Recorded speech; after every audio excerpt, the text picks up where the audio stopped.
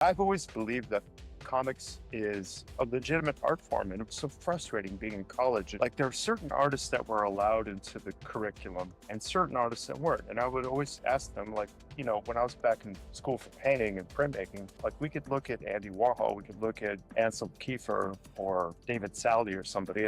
But I was like, well, what about Jack Kirby? Like, can we look at Jack? Like, no, that's comic books. And then it's like, okay, well, then is it merely money? Like, do you just want to see some money? Here's Frank Frazetta, motherfucker. You happy now?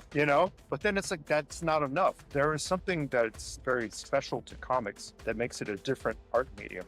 The French call it the ninth, right? We already have dance, poetry, literature, music, right? Go on the line. And then eventually comics is something, it's a weird hybrid of storytelling and picture making. And I think it's its own medium. It's special. It really is.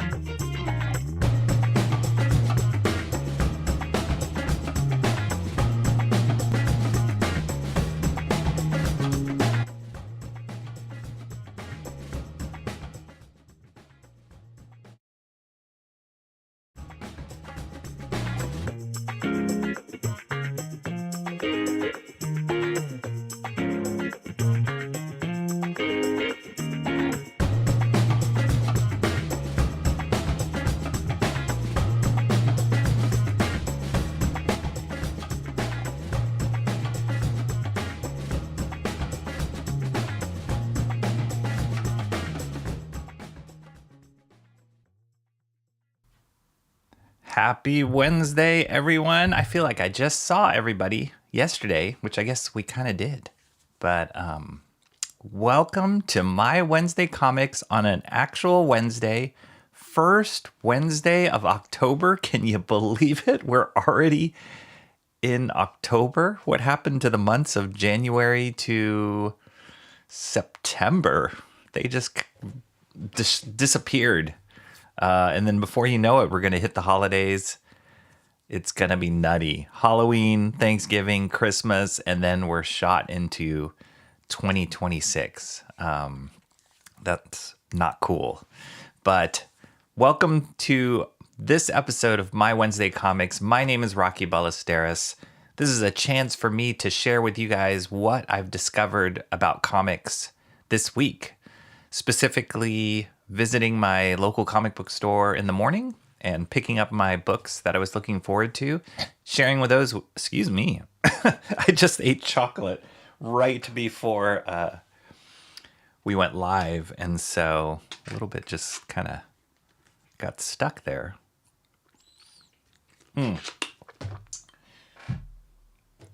So as I was saying, going to visit my comic book store in the morning, picking up the books I'm looking forward to, and then also sharing whatever it is that have to do with comics during the week that I have discovered. Sometimes that's unboxings, sometimes that's going to the library, sometimes that's random finds that I have. And I have a couple of those today, which is going to offset just the current books that I picked up. So there was actually a lot of books that came out this week based on the news and the trades that came out to describe, what it is that was releasing today.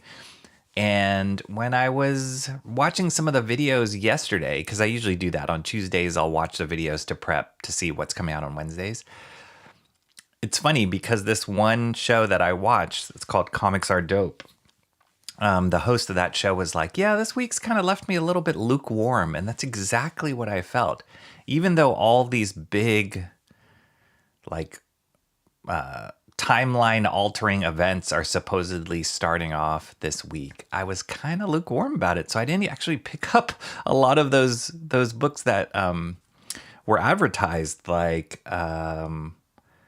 it was like, what was it called? The Absolute Evil was one of them. Because I've been reading a few of the Absolute books. Absolute Batman, for sure, is one of my favorites to come out.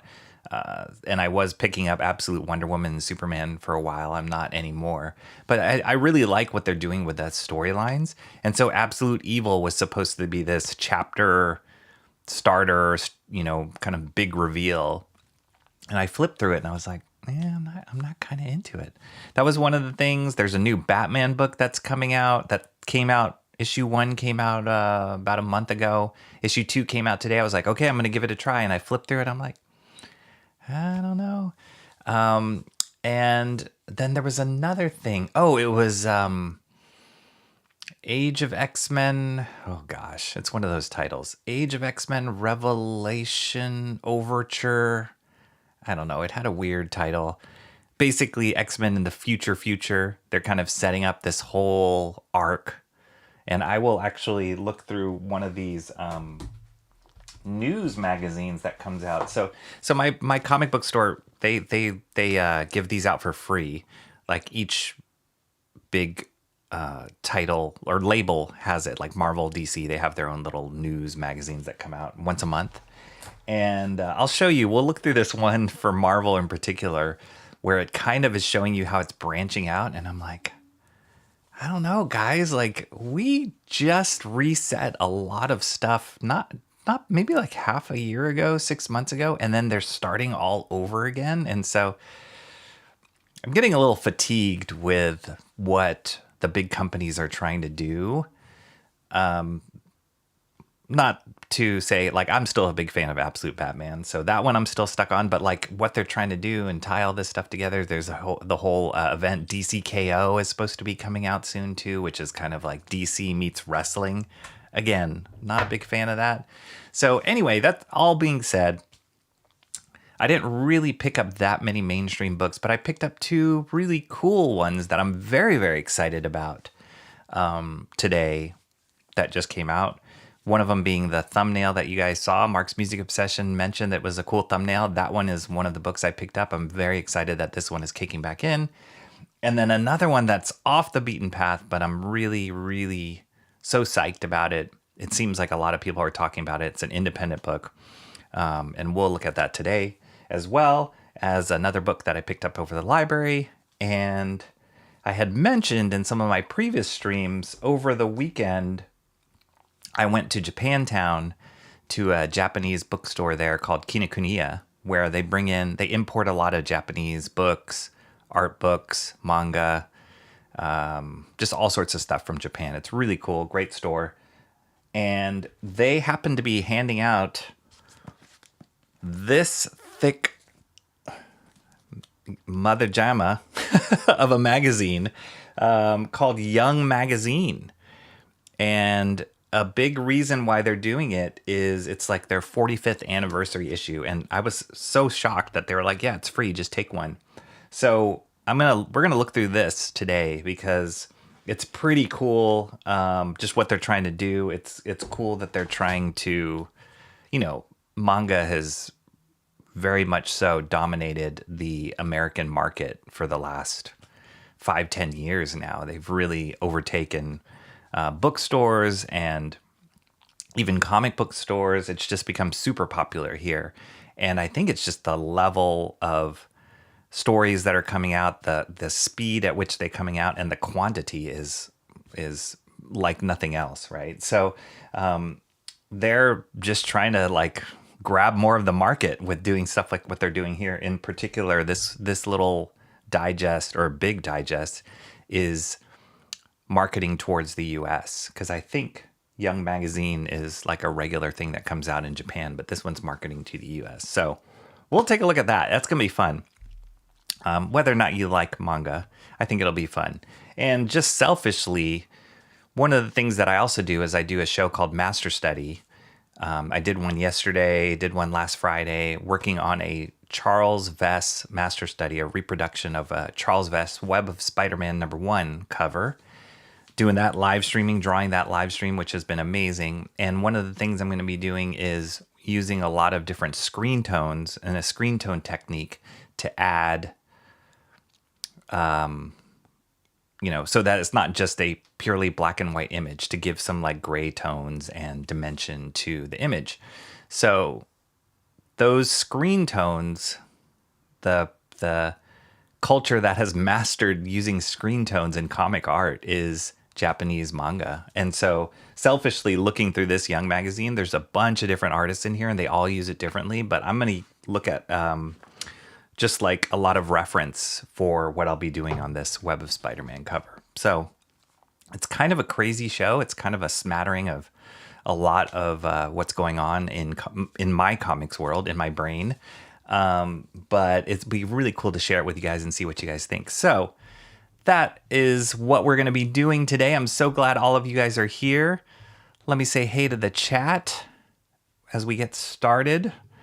A little segment I like to call Shoot the Fat.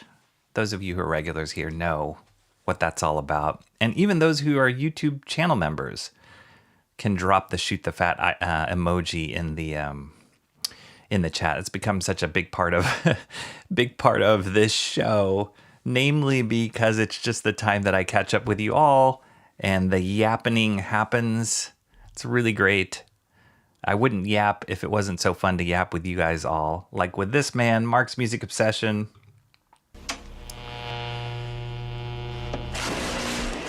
Mark actually hit me up on Discord. I say that with infinite emphasis. Right before the show went live, asking me if I was even doing the show, which was a great question. And I was able to drop him a quick little, yes, I am.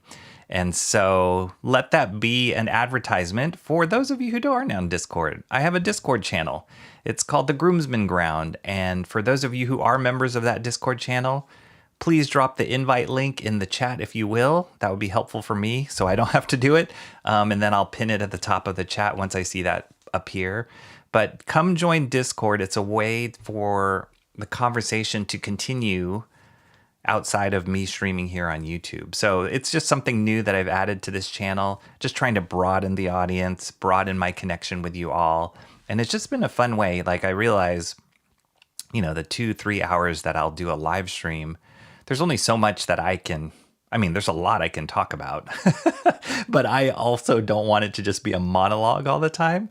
It's really great to hear back from you guys, to get feedback from you guys. That's why the chat is awesome. That's why I love doing it live stream as opposed to doing recorded videos, because it's just a, real-time conversation with you guys. So Discord gives us another dimension of that. It's been really fun trying to build that out, try different things. It's a work in progress. One of the things that just finished up, I was doing what I called my YouTube challenge question, and I dropped 4 questions for the month of September. I'll do it again here for the month of October. I'll do 4 more questions, and basically told everybody in Discord, like, hey, you answer these questions and the person who gets the most right answers will win for that month, and then I'll send them a cool little thingamadoo, which I'm still putting together here. So for the month of September, Cranberry Langers, I don't know if he's here in the chat yet, but Cranberry Langers won that challenge. I think he got 2 out of the 4 questions right. And so we were just talking a little bit yesterday, but yeah, I'll be sending him something. So again, another cool way to interact with you all. And speaking of mailing things, interacting with you in a different way, that's how the latest master study of the Charles Vess Web of Spider-Man #1 happened, because Mark's Music Obsession sent me his own copy of that comic and spurred me on to use it as a master study. So that's awesome. That wouldn't happen without you guys. That wouldn't happen without our connection. And Discord just kind of broadens that a little bit more for me. So come join. It's really fun. We got all sorts of stuff going on. I won't belabor that. Sometimes I talk a lot about it, but there's all sorts of stuff going on in there. Fun stuff, all about comics. Mark said the thumbnail's great. Yes, it's a great thumbnail. Comrade Sammy was here, but then she left. Chat Ninja. Maybe that's a guise, a ruse. Maybe she is just here, but she doesn't want to be known that she's here. She's done that before. Hopefully she'll come back later though. But great seeing you for a brief moment at the beginning, Comrade Sammy.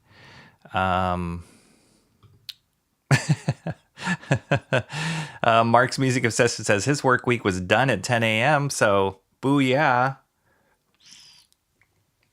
The weekend has already started for Mark's Music Obsession, and we're only on Wednesday. That's amazing. Mo Biggs, channel member Mo Biggs is in the house. Better known as Mo, Big wasn't always the confident voice we hear today. Now, Mo, I know you already have preconceived notions of manga, and I understand. Let me see. There was actually, but not to get too ahead of myself, but there are 1, 2, 3, 4, 5, 6, 7, 8, 9, 10, 11, 12, 13, 14, 15, 16, 17, 20 different stories in this book. We're not going to go through all of this because I actually had you in mind, Mo Biggs. I was like, I think he'd kill me if I went through all 20 of these. So I picked out my choice, ones that I thought were like my favorites and ones that I thought would be worth sharing. So I'm sparing you not going through all 20, but man, I'm just blown away with, I mean, these digest things, they're like phone book sized. For those of you who are old enough to know what a phone book is, they're that thick. And I know in Japan, these come out monthly, if not weekly. And I'm just amazed at how many different kinds of stories, the quantity of stories that comes out. It's really inspiring, actually. And it makes me think about, well, I'll get into it when we get to that digest thing, because there's certain things that I'm like, wow, that would be really interesting, an interesting approach for comics here in America. But anyway, we'll get to that in a little bit. But great seeing you, Mo Biggs. Let's see. Fat, shooting fat, shooting fat, shooting fat, fat, fat. It just looks like you're saying fat, Mark's Music Obsession, when I call it up here on Ecamm. I really wish Ecamm would show the emojis, but it's a YouTube native thing. Seems like only yesterday we were doing a master study. Isn't it though? Is that funny? Isn't that funny how days work like that? Chocolate and coffee are life. Yes, for sure. I did a double espresso this morning and then popped in that piece of chocolate right before we went live. So I'm amped up, guys. Mr. Monkey Boy 1969, what's up, my friend? How do you say monkey in French? Need an absolute Florida man, a new one, not the existing Florida Man comic. Mark's Music Obsession says, absolute Florida Man. Okay. I wonder what that would be. Don't forget to hit the like, peeps. Yeah, that would be awesome. We've been getting great response to the last two master study streams. I've just been very, as I put out these videos, there's kind of a certain rhythm. You expect a certain amount of eyeballs, a certain amount of likes, a certain amount of engagement, just because, we've done it before. But it's cool. It seems like this Charles Vess one is getting a lot more, and I don't know if that's the Discord aspect. I don't know if that's Mark Music Obsession aspect. I don't know if it's just the artist, whatever, the cover, but it's been getting more engagement. So I'm very, very happy about that. And it all matters. All the likes and subscribes and the shares that you guys do, it all matters. So thank you so much for doing that. Mr. Monkey Boy 1969 says he wants one. Okay, what in the heck is that? Wait, tell us what you want one, Mr. Monkey Boy 1969. I missed that. What in the heck is this? Streamlabs. Remove. Get out of there. Sorry, that kind of like invaded. Is that even in the... Let me see. Is that just showing up on Ecamm? or sorry. And that was part of the reason I was a little late. Yeah, it showed up. Okay, don't disregard the Streamlabs thing. I was trying to set up.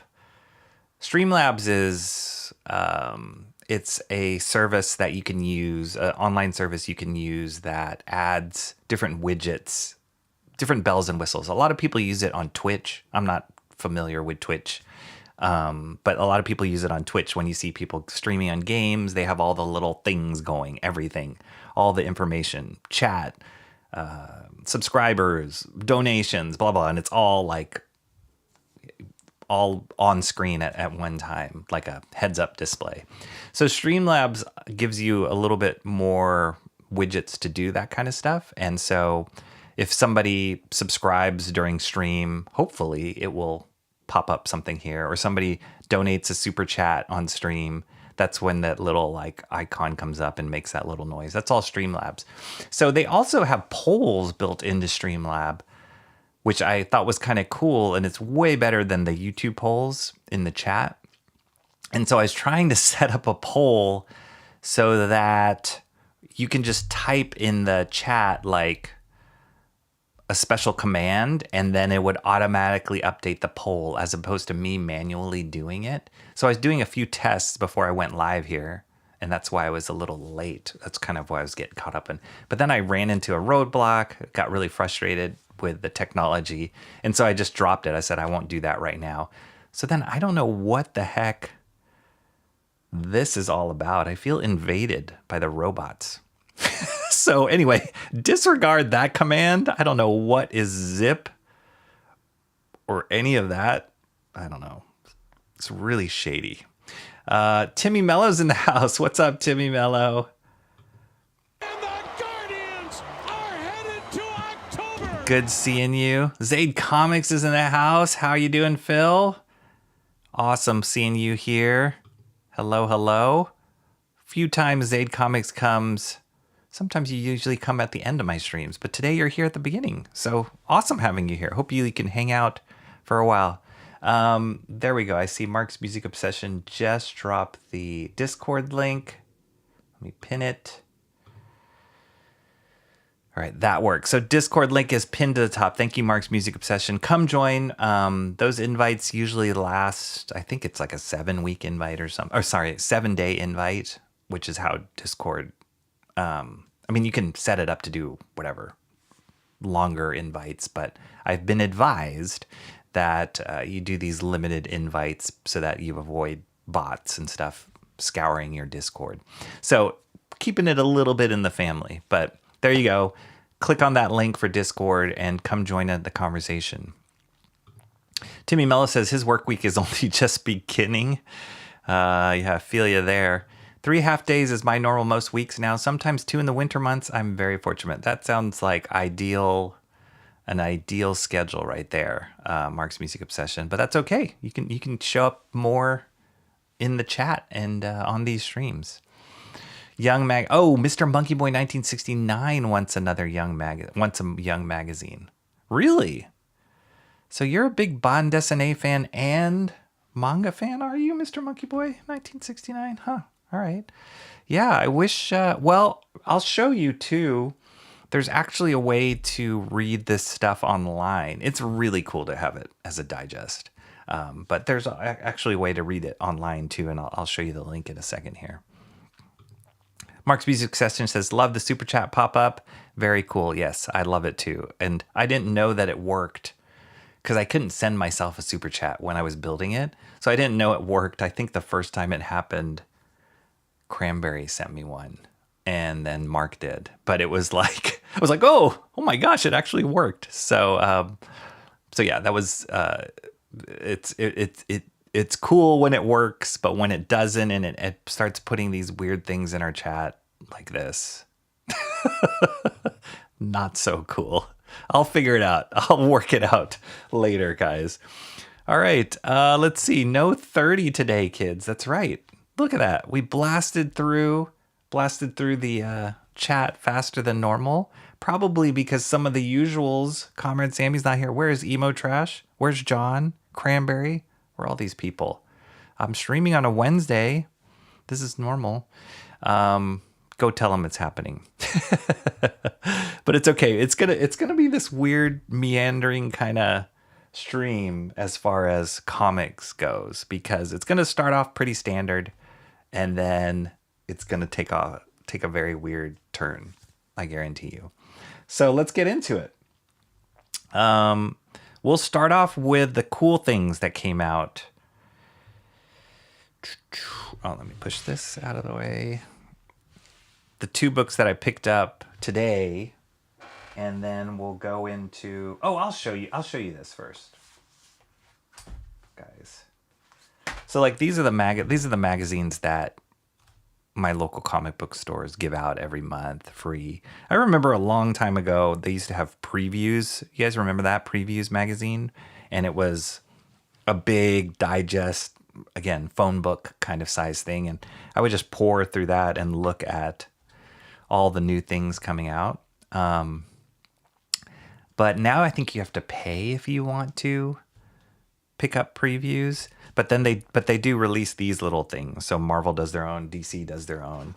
But let me show you what is going on. I'm just going to skip through this. I'm not going to look through all of this. All this Ultimate stuff, Ultimate Universe stuff. So that's like one timeline, right? The Ultimate. Then this Book of Age of Revelation. This is the new thing. And one of the books that came out today was the Age of Revelation Overture.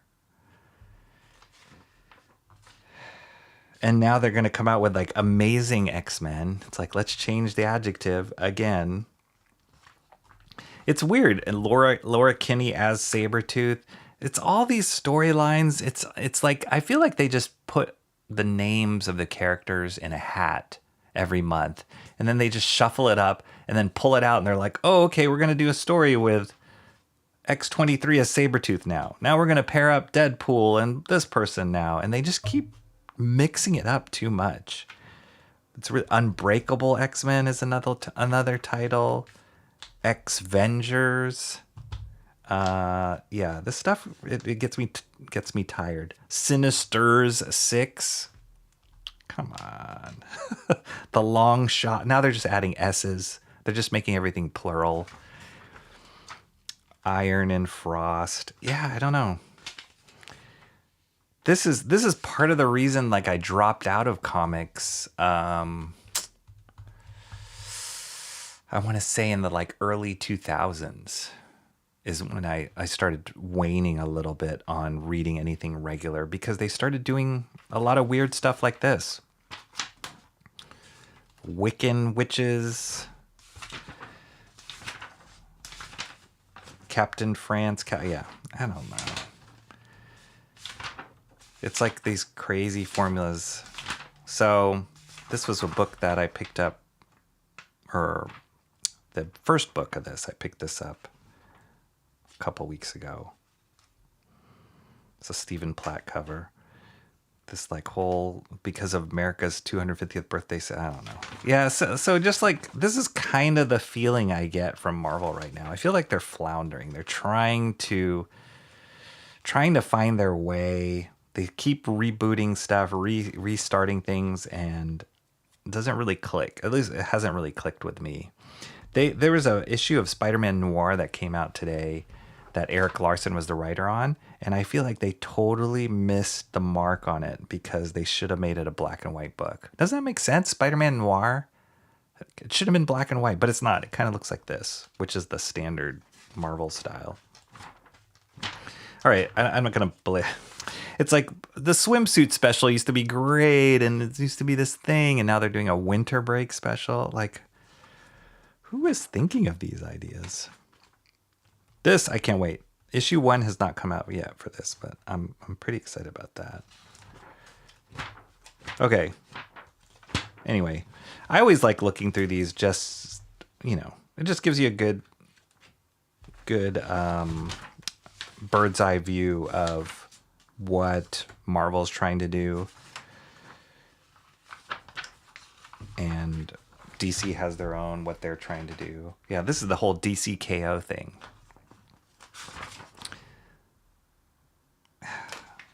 I don't really care. Because it's not gonna... It's just a gimmick. It's like... It's almost an identical gimmick to what they've been doing on Exquisite Corpses, which I really like as a book. You guys have seen me review that book before on previous episodes of my Wednesday Comics. And it's like a, you know, battle of two characters. Who's going to win? They move on to the next round. That's cool. It's a cool thing.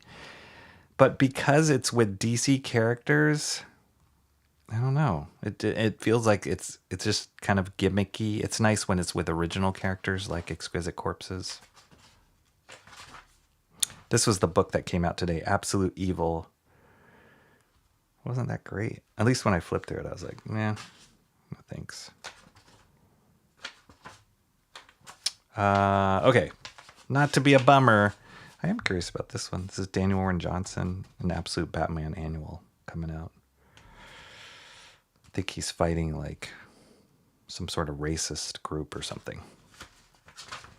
Okay, enough of that. Okay, let's get to the good stuff.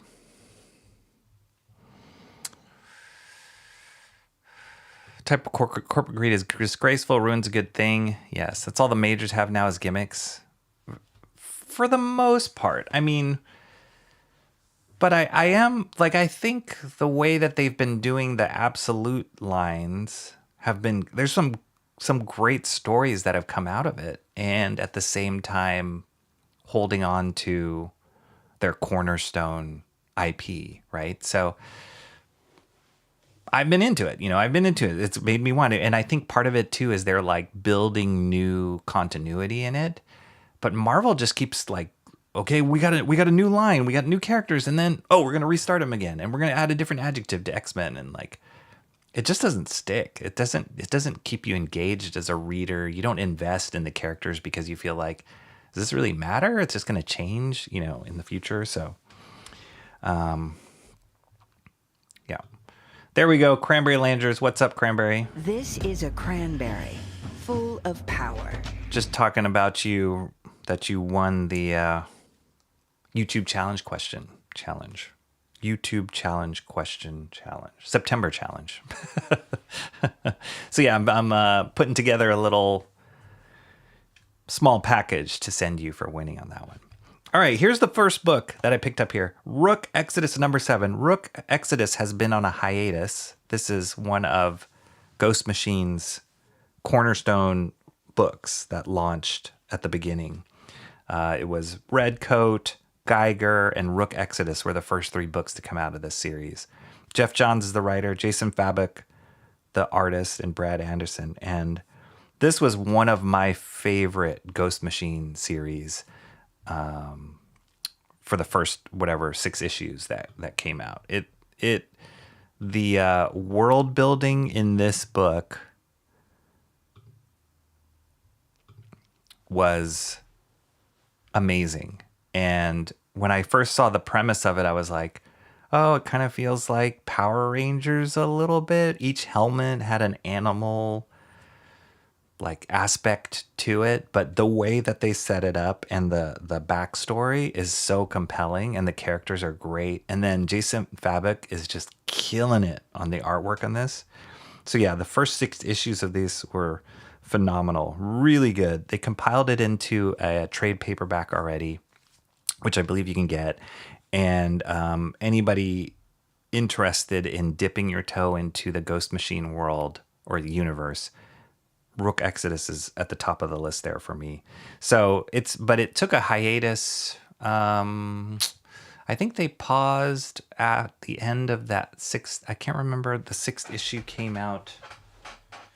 I want to say it was.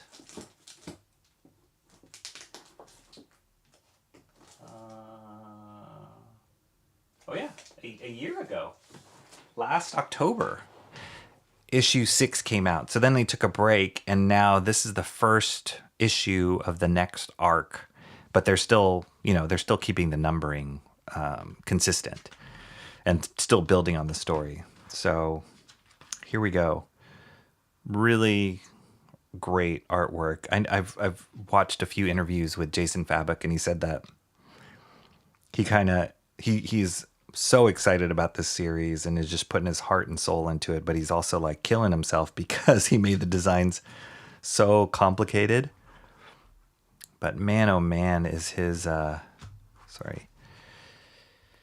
his artwork is awesome in this. And just the character designs are really, really cool. Where it could go super cheesy, you know, oh, it's a wolf head. It's a helmet based on a deer or whatever. He makes them so cool. Oh, speaking of a deer, like that's great. Look at that. Really cool. Like a deer skull, but with that red coloring is awesome. And so the premise is these, what do they call them? They have a certain name. Wardens. When they wear these helmets, they have a connection with the animals that they represent. So the main guy, Rook, he has a connection with these crows, or rooks as they're called. But it's cool because his relationship with them, you think it's like, oh, come to me, my animal friends, and help me. It's not. He's kind of reluctant. He's like, oh, get out of my head. Like, stop chattering. So it's an awesome dynamic. And then they're on this post-apocalyptic world trying to escape. There's the good guys and the bad guys trying to assert dominance over each other. So it's pretty awesome. Colors are always great. Brad Anderson's always doing great colors on all of the Ghost Machine stuff.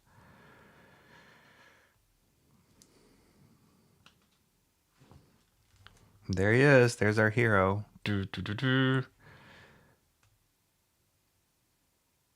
Really cool. At the end of the first arc, he was fighting against this guy, the bear, named Ursaw.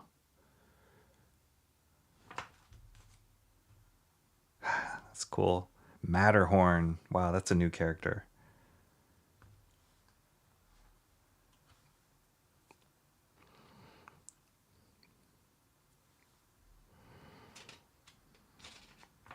Yeah, it's a really cool premise.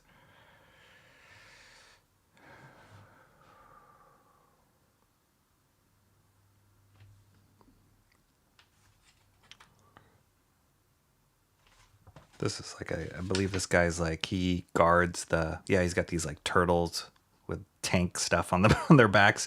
He guards the river, this dam, and he's like a snapping turtle, based off of a snapping turtle.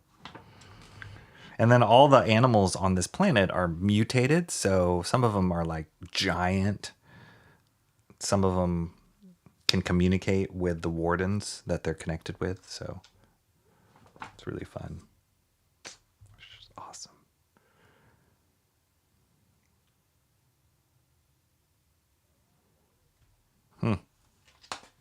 Some sort of father-daughter story going on here.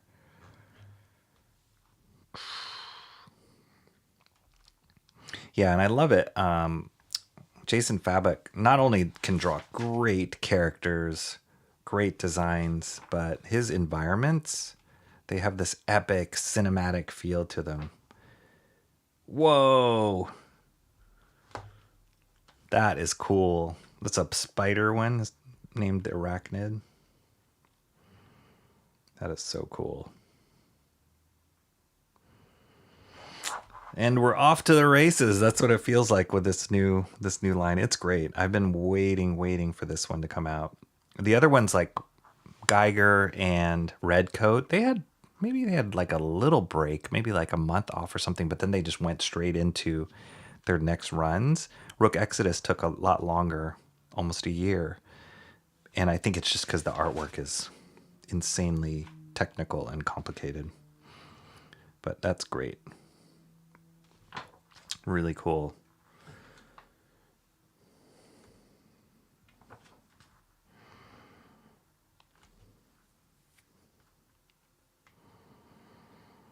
Yeah, awesome. I'm just impressed with Ghost Machine. now they're coming out. Now they've come out with enough issues for all of their first round titles that they're coming out with the graphic novels too. So it's good. They're just building. And this is what I mean. I mean, they're introducing all these different characters, all these different storylines, but they're doing it in a way that is compelling, and they're very different genres, all of them. But it's I don't know, they're just doing it right.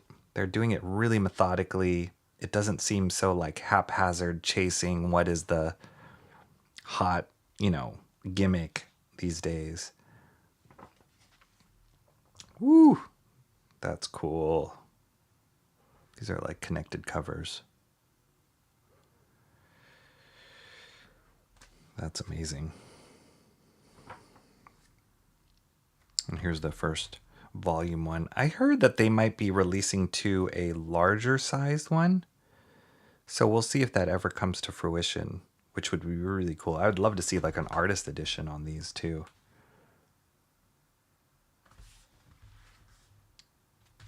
Very cool. Rook Exodus number 7. We're back. It's back, guys. We're back on the planet.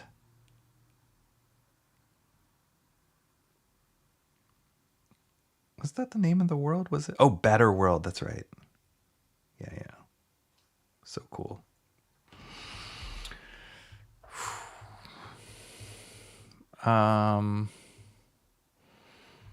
Let's see. Stop it. Did Streamlabs do that again? What in the heck? Cranberry Langer says, nice, I'm getting a drawing ready for you, Mr. Rocky Ballesteros. Oh, yes, that's awesome. Cranberry's going to send me a little drawing, and I might send you a little drawing, Cranberry. No, it's not in real life, Cran. Girl. Oh, man, that is so annoying.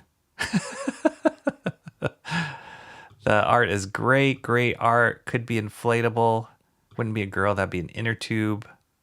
That spider looks really cool. All right, Cranberry's got to get back to work. See you later, Cranberry. Thanks for popping in here. If that Streamlabs thing happens again, I'm gonna have to go into my back door part of the stream and block it. Because actually, I'm gonna do that right now. Because one of the things I had to do was sorry. One of the things I had to do was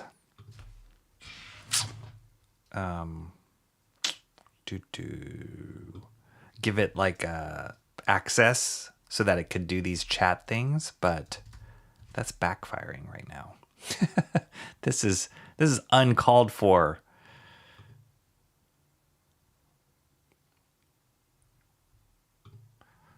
Let me just do this really quick just so I don't get annoyed by that stupid thing.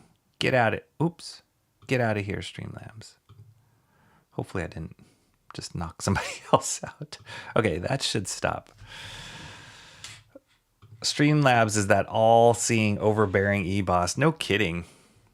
What he's doing. I have no idea. That poll is nothing.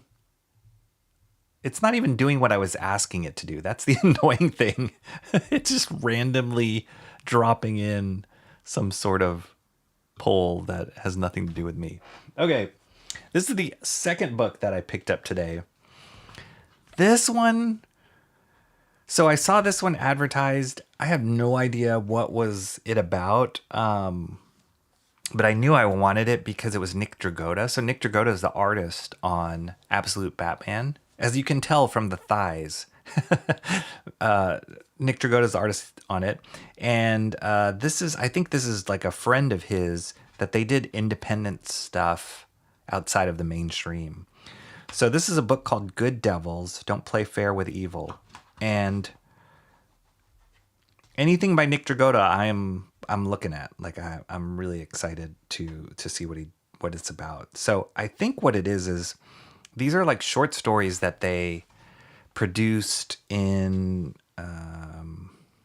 outside. So yeah, 2021, 2023, 2023, 24. So these, I don't know if these were like short stories, or they were part of an anthology, a manga anthology. Okay. Some sort of digital comics festival, and I don't know what Newburn is, but it just seems like he like contributed to other independent publications, and now he's compiling these all in one thing. But check this out. So I think this first thing was either it was a smaller Ashcan booklet that was released or whatever, but for this volume, they scanned in his originals. And I was actually reading at the back too, when they gave a little bit of explanation. He said, let's see. One last thing. While Fight Like Hell and Go Back. So there's 3 stories in here. One is Good Devils, number 21, Fight Like Hell and Go Back. And he says, while Fight Like Hell and Go Back were drawn digitally, Nick did Good Devils on paper with real screen tone, fresh from Sakaido and Shinjuku, which is in Japan. When it came time to collect these 3 stories, we figured, why not make it even more special and print the artboards and show every stroke of the pen? That's another thing we love about comics. And then he was just giving thanks out to the people that own the originals. So they actually scanned, for this first story here, his original art in it. And you can see how he used the screen tones, which is very, very like appropriate as I'm thinking about screen tones for that Web of Spider-Man comic. So I was really excited. I was like, oh man, that's cool. And you can see like the Nick Dragotta isms that show up in Absolute Batman. Like these expressions, how he handles action. This is really fun to see. And again, this was before he was working on Absolute Batman. But I love his use of screen tones. It's not just shading, it's like it's also modeling. It's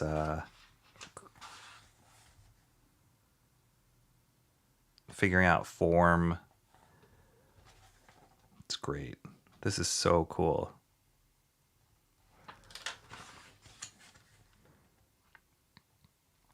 Yeah, you can see the manga influence in it, but it's awesome. It's cool to see an artist like Nick Dragotta, and then you look at an artist like Daniel Warren Johnson, both Western guys, both American guys who have been influenced by Japanese manga art, but they just take it to a different level and they do their own thing with it. That's what's cool. I like that more than people who just try and copy exactly what manga does. I love people that they use it as an influence, but they do their own thing as well. Really cool designs here. This is awesome.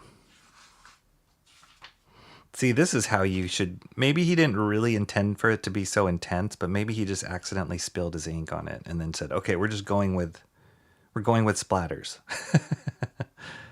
But yeah, I can't imagine the layering he had to do here with these screen tones. This is what I'm going to try and figure out on that Web of Spider-Man page. How we can layer screen tones, how different screen tones create different effect. It's really cool. Just as much as the ink lines here on this face. You guys see that? He also did a lot of modeling, and this is very much how the Japanese do it. Use the screen tones and then would go in and scratch out or either add white to create this depth. It's so cool.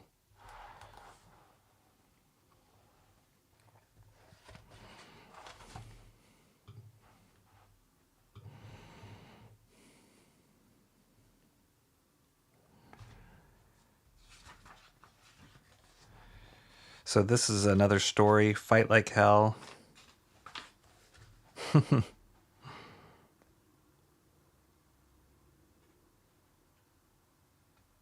don't even know what any of these stories are about, but it's cool. You can definitely see it's just very, it's all about Nick Dragotta, and he's injecting all of this into Absolute Batman. But it's cool to see him work on stuff that's original to him too.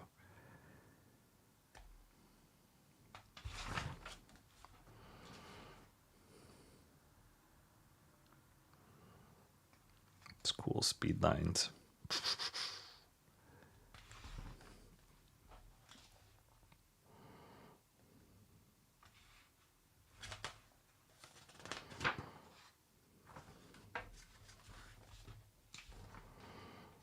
This exaggerated angle.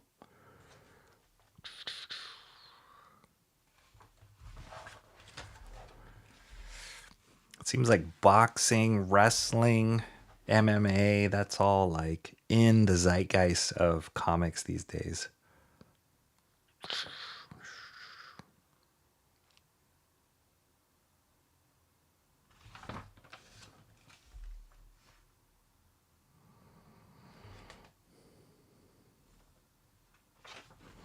I love this short story format though. It's kind of cool. Like even though it's all the same artist, I'm assuming the same writer, like his friend, but two very different stories so far, and I'm sure the third one's going to be different as well. More screen tones here.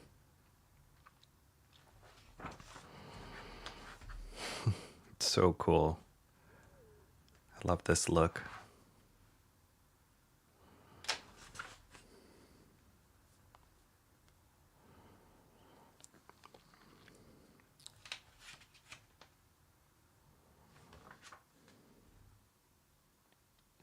So like here you can see, I don't know if you guys can see it, but this is a darker screen tone than here. It's a neat effect.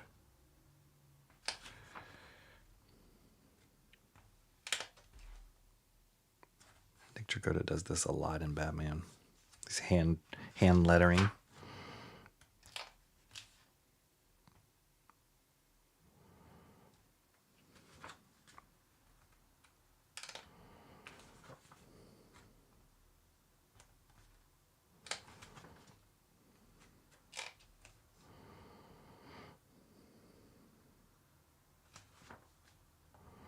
Wow, it's a cool face. Super simple.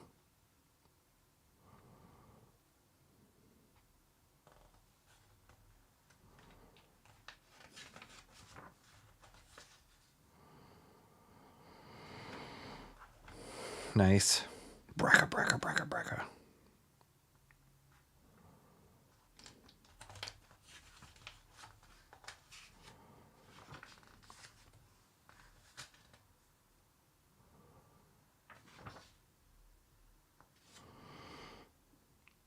That's cool. I'm sure they're doing it because Nick Dragotta is like super hot right now as an artist. Here's East of West. I love this series. This is what got me introduced to Dragotta's work, was this series. It's great. Ghost Cage, I also have this. Really cool. But yeah, I'm pretty sure they released these short stories and just compiled them because they know people are in love with his Absolute Batman stuff. So they're like, just put it together and sell it. People will buy it. Good Devils. Don't play fair with evil. It's just a one shot, so I don't see any more coming out for this, but it's really cool. Saw the price of the screen tones on Amazon. It's the one you purchased. It's not cheap, right, Mark? And again, I think I mentioned this yesterday, like those screen tones, it's one thing to see it on like your screen and say like, oh, this is what the pattern is. It's another thing to see it up close and to see it in scale to how you would use it on the page. So yeah, it's kind of hard to buy that stuff online. Thankful that I have stores here, local stores, to pick some up. Okay, so kind of weird, right? Rook Exodus, Good Devils. Those are the only two books I picked today. Again, I passed up on quite a few of these event books like Absolute Evil and whatever that X-Men Age of the Revelation Apocalypse, whatever. Passed up on that. Passed up on Batman 2. I thought I would pick up Batman 2, but I was like, it was drawn really well. I don't know. Didn't make me want to read it though. So I think I always ask myself that question. I'm like, do I need to read the single issue now, or can I just wait till there's a compilation? So that always is a factor of whether or not I buy a book. And then the other factor is like, do I really care what's going on? Like, it's that fatigue kind of has set in a little bit with Batman. And like, what version of Batman am I reading about now? And how does this fit into the bigger picture? All right, here's a book I picked up from my library, Deadly Class. Has anybody read this book? This is a Netflix series too. It's written by Rick Remender, and the artist is Wes Craig, who I've seen some of his stuff. I think he did one of the G.I. Joe Silent Mission books that I've reviewed before. But I've always seen this. I know there's a lot of volumes of this actually, but I said, let me give the first one a go to see if I even like the story. And then if I do, then, you know, my library carries, I think, all of the volumes that are out. So, and the story, I haven't even started reading it, but the story is kind of takes place about like an assassin school a little bit, which is not an original concept, but I'm curious to see how they put their own spin on it. 1987, a homeless teenager, Marcos Lopez Arguello, has no reason to keep living until one fateful evening when he's approached by a mysterious girl who invites him to join King's Dominion Atelier of the Deadly Arts, a brutal clandestine high school where the world's top anime crime families send the next generation of assassins to be trained. Murder is an art, killing is a craft, and the dagger in your back is no metaphor. So yeah, I'm sure it's like the angst of school coupled with like the high stakes of an assassin's life. But the artwork's really cool in this, you know, and the concept seems fun. So I haven't watched the series at all or have not read any of these books, so I really don't know. But I'm curious if any of you guys have read this out. There's so many of these series, like Deadly Class, the other one was Saga, what's that other one? Outcast, Walking Dead, these like multi-volume series that have turned into huge IPs that I never really got into. And this was one of them. Deadly Class was one of them. So I was like, I'll give it a try.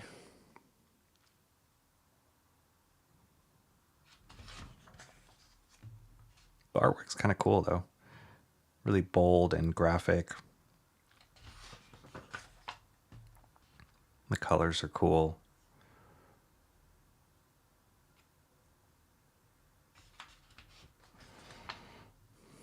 Mr. Monkey Boy 1969 says the series was so-so. Oh, okay.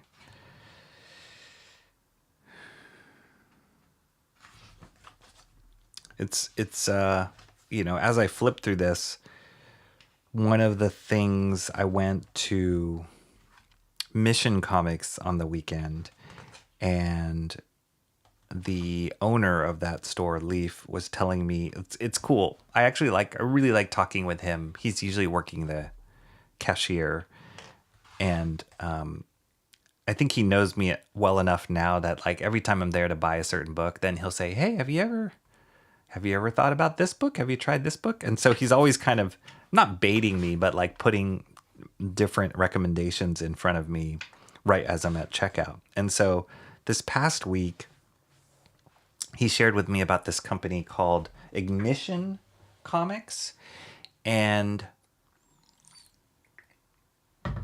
it's a new label. Actually, I'll pull out. They released a couple Ashcans.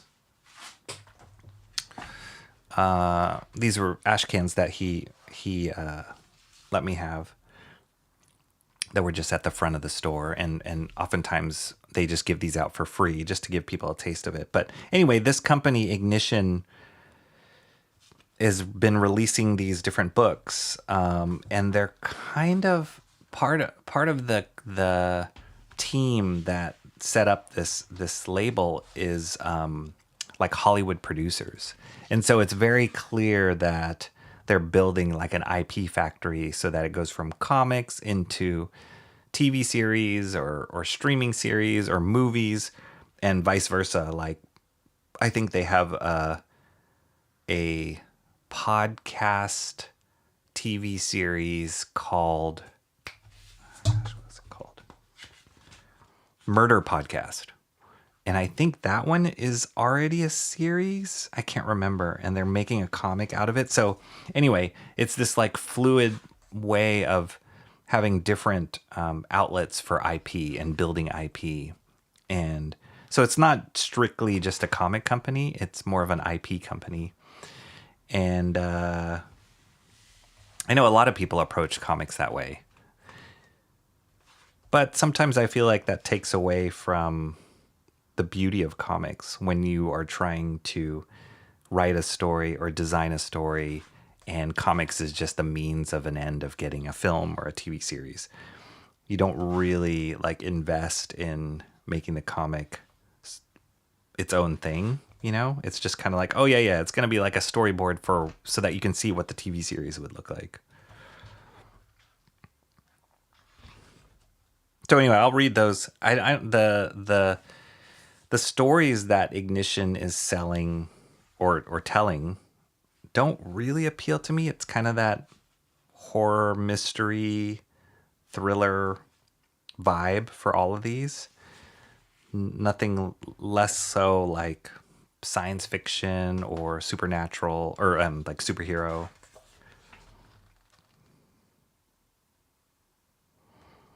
There's a lot of talky talk in this. It looks cool though.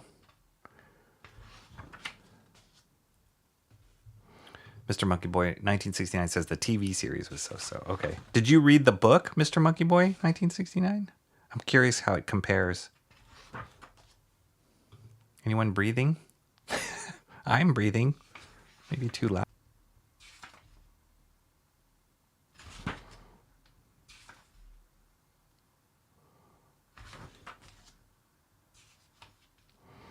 Where are some of the regulars today? I wonder if the notifications went out. I don't know. That's a good question. Good question. We're thin. Mr. Monkey Boy 1969 did not read the book. Yeah, I'm always wondering how they translate between book and series or movie. I know Mark Miller, he's mentioned in particular, like he's kind of the king of having his stuff adapted into bigger things like TV shows and movies, his IP. But I know that he, at the heart of it, and he's said this a number of times, is like a comic book fan. And sometimes he just wants to make a comic book for the sake of making a comic book because that's how the story needs to exist. And I really appreciate that. He's not out there just to milk it, to turn it into a bigger franchise. Even though he's already worth like tens of millions of dollars with all his ideas.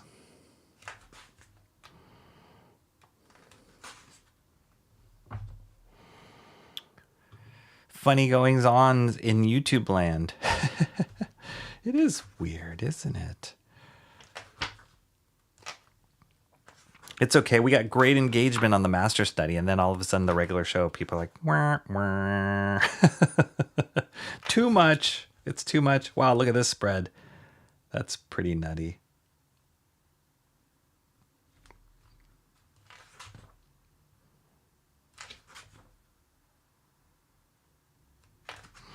Okay. It's cool. There's a lot going on in here, but it seems intriguing enough, and I like the art enough that it makes me want to read it. So that's good. Kind of feels like it's got a little bit of like Javier Rodriguez, the guy who does Absolute Martian Manhunter. Feels a little bit like his style too. Looser, but like similar coloring, similar kind of layouts. I like Wes Craig stuff, so I've never seen him do a full series like this.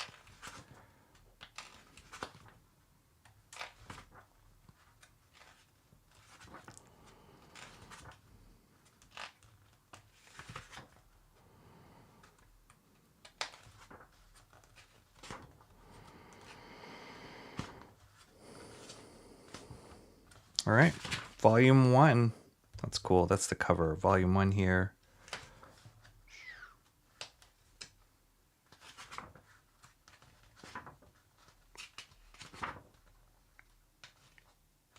Yeah, it's got a nice like brushy loose style to his stuff that's kind of graphic.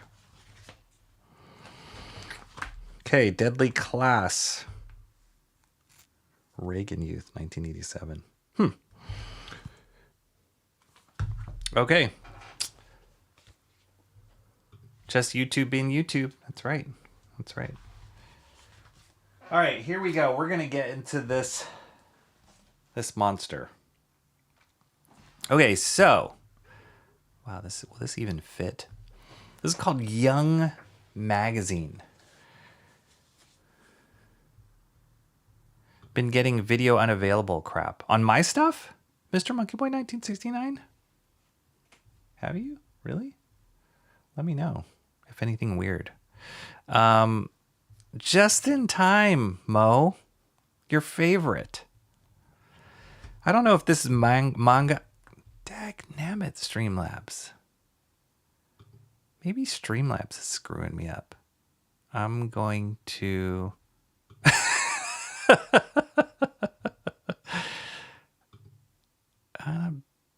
ban you, Streamlabs. Get out of here. K-pop Chunky, K-pop, help us out here. Look at this. Look at this excitement. Clamp. Look at her. She knows what she's talking about. Lindsay Rose is here. What's up, Lindsay Rose? Roses are red. Violets are blue. You missed the fat. You did. It's okay. It was kind of lean today. Kind of lean. So this magazine, I kind of hinted at this in a couple of previous streams. I got this for free. Young Magazine by Kodansha, which is a huge publisher in Japan.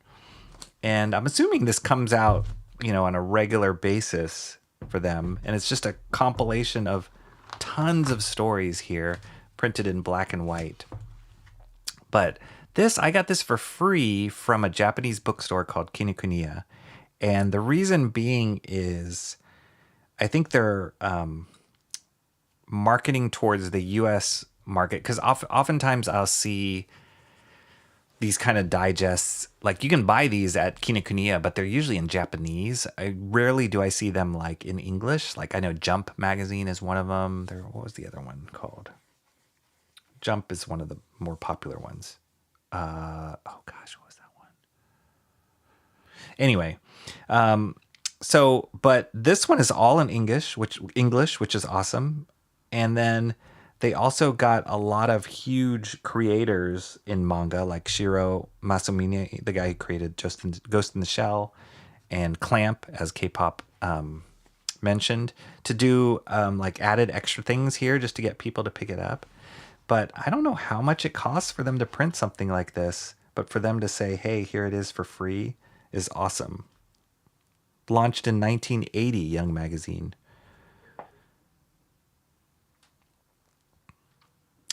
Sorry, I'm just reading here. Starting in the U.S., Young Magazine aims to expand. There we go. Here we go. So that it's called seinen, which seinen genre, if I'm pronouncing it right, pushes beyond the everyday in pursuit of gritty, salt-of-the-earth stories, those which capture the struggle of the human heart and many contradictions of modern society. Young Magazine has brought major titles such as Akira, Ghost in the Shell, XXX-Holic, and Dragonhead into the world. Now, after 45 years of publication, ready to take on a new challenge. They're bringing it to the international stage. So they are trying to inject this. This is the first edition of Young Magazine USA. And this is awesome. It's a great way to get people like, okay, what's this about? And kind of get hooked on it. And the other aspect that they added into this is they want people to vote for, similar to how I say, what's our favorite book of My Wednesday Comics? They want people who read this to go and vote on which one they like, and then they'll publish it more. And I think this might be the way they do it in Japan with the Japanese version of this. If people vote on it or write in and say they like one. And so the more popular ones kind of rise to the top and become their own series. So they're doing the same thing here. So what they did is along with compiling all these stories, they give this QR code that you can scan and then vote to what is your favorite title, which I thought was kind of cool. It's a really cool way of testing the market and also exposing the American market to varying different varying different stories, all under this banner. So let's see. This is, did I get that right? Okay, so yeah, here's the website. Yeah, so you can actually see all these stories and read them online too, even if you don't have this book, which is kind of cool.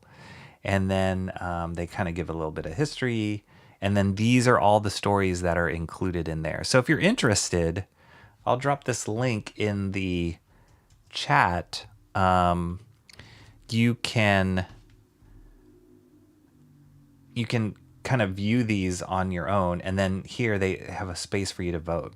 So one thing I thought would be kind of cool, what I want to do is I'm going to go through some of the ones that I picked out I didn't even read them. I just kind of flipped through and said, oh, okay, that one looks interesting. What I want to do is I'm going to pick out and flip through some of those here, and then we can vote as a group. I'll go in and vote as a group which one we want to pick to say this is the one we collectively like better. And then you guys can vote on your own too if you want. Some of these stories, I'll have to admit, as I was flipping through them, I'm like, that's not the genre for me. I'm not really into pregnancy horror stories. Like, that's not one I'm into. So I only picked a handful, and I think I counted at the beginning of the stream, there's like 20 stories in here. I only picked a handful that I thought would be kind of cool to flip through.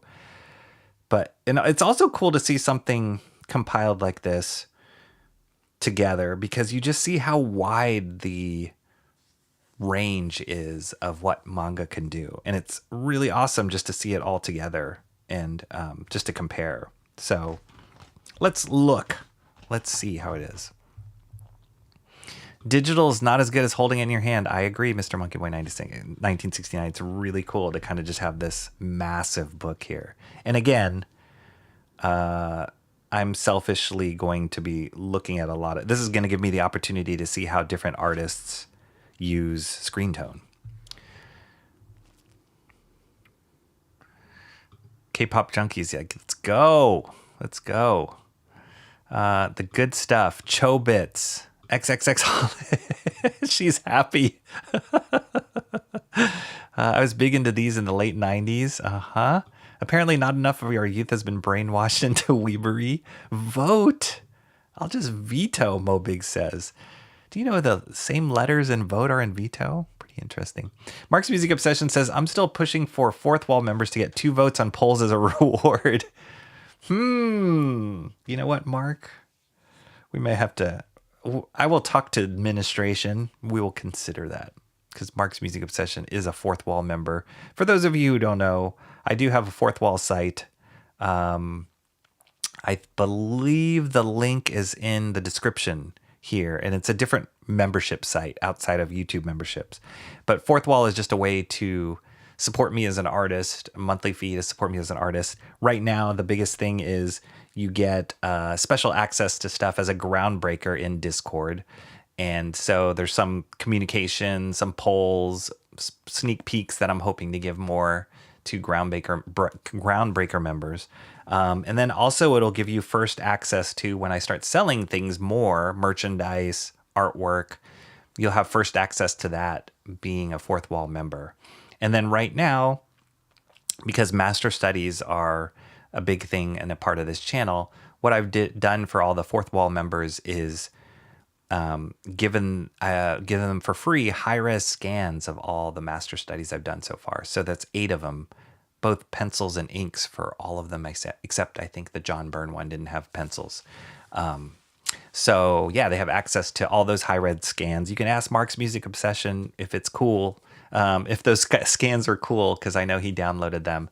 And then the Charles Vess master study that I'm working on right now, well, once that's done, I'll scan that in and that'll be included to Fourth Wall members. So that's what he's talking about. That's my plug. Lindsay Rose says, XXX Holic. I've never heard of it. Yes, heard of Chobits, but don't really know anything about it.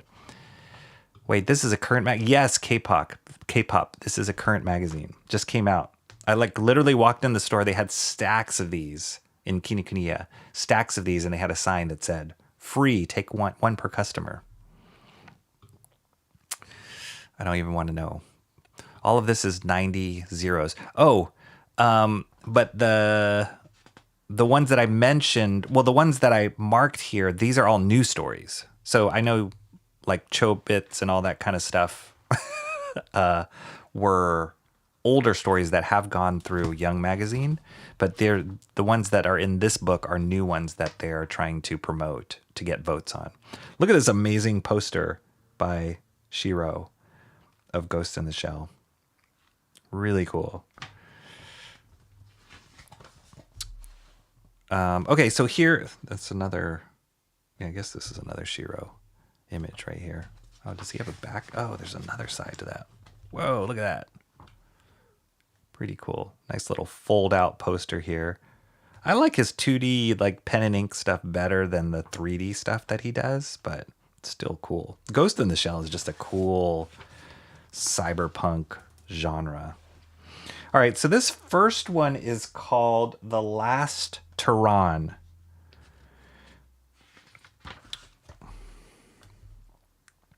And it's some sort of space adventure here. And so it's a significant amount of pages that they include here per story, just to give people a taste of the genre. So I'm just going to flip through these. I'm looking actually at the screen tones. I'm like, oh, okay, cool how they use screen tones. But you guys can just see the kind of art. It's great that it's all in English. You know, you're not using Google Translate to figure out what's going on in the story. But yeah, cool stuff. Look at how they use the screen tones here. There's a lot of like subtractive scratching away scratching away out of the midtone, which is nice.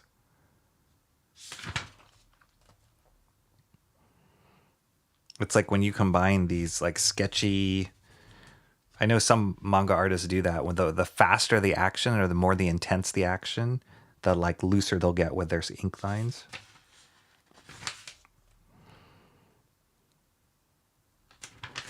Very cool. I love science fiction stories. I love mecha kind of design. So this is like right there.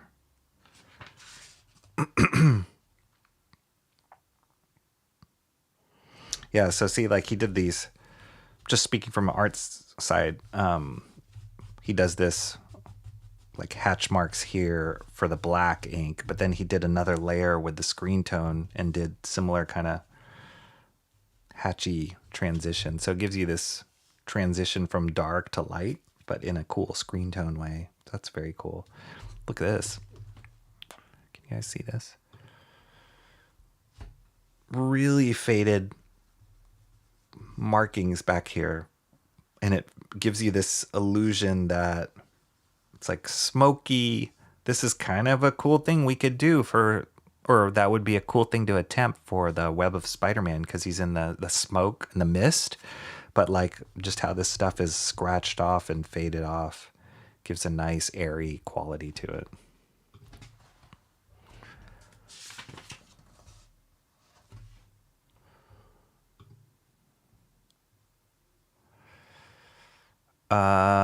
There's a ton of like pregnancy horror. Is that what you're talking about, K-pop? Being pregnant more than 9 months? Yeah. Touche. Not that I've ever been pregnant before, but from what I've heard, 9 months is too long. My wife always said like she would have loved to have more kids if she could have just laid an egg instead of been pregnant.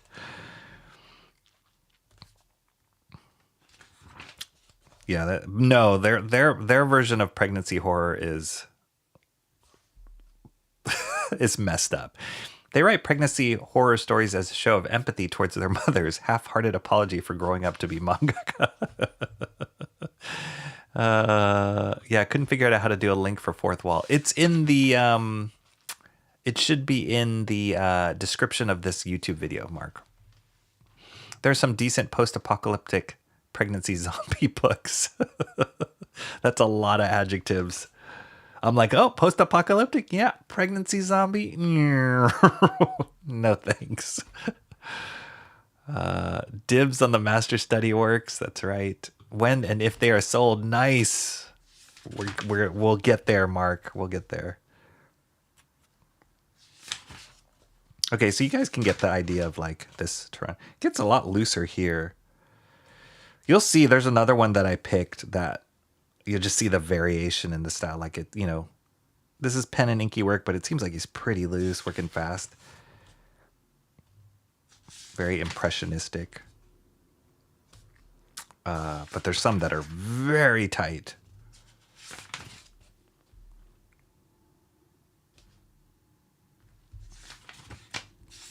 Okay, but look how many pages this is just for the first story. It's kind of crazy, but it's cool. It's like, when you think of these anthology books, you think maybe 4 pages, 6 pages that you'll give a story. But I mean, if you have like a significant chunk of stories, almost like a full comic here, that gives you a good taste of what this is about, and you can be more informed about voting for if you want to see more of this.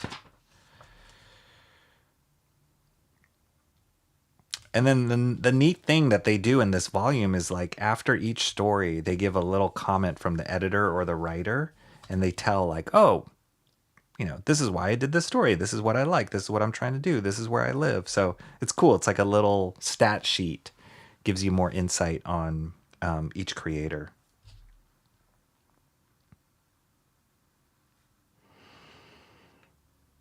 This is a manga featuring cyborgs, and I really hope that you enjoy reading it. Thanks very much in advance. Annyeonghaseyo. Okay, so that's the first one, The Last of Tehran. Oh, so we're going to have 2 voting things today. One is we're going to do the favorite book of today. I won't put it up yet. And then another one, we're going to do a vote on which one the manga. But I'll list them all out for you guys. I'll do a recap. Okay. Skipping forward, this one is called Gauma, the blade that slaughters gods. So immediately you can already, it starts here, not this page. You can already see, look at the art style in this. Crazy pen and ink work here. And look at how they are using the tones here. Like, it's almost like the tone is is as important to the drawing as the ink line. Look at this crazy tones. Beautiful. This artist is named Hiroki Ishizawa. It's a Japanese style fantasy story. So yeah, this really, really cool use of tones here. I don't even know if some of this is just like the way that the tone is, if it's a digital tone or they do have tones that have this like smoky feel to it.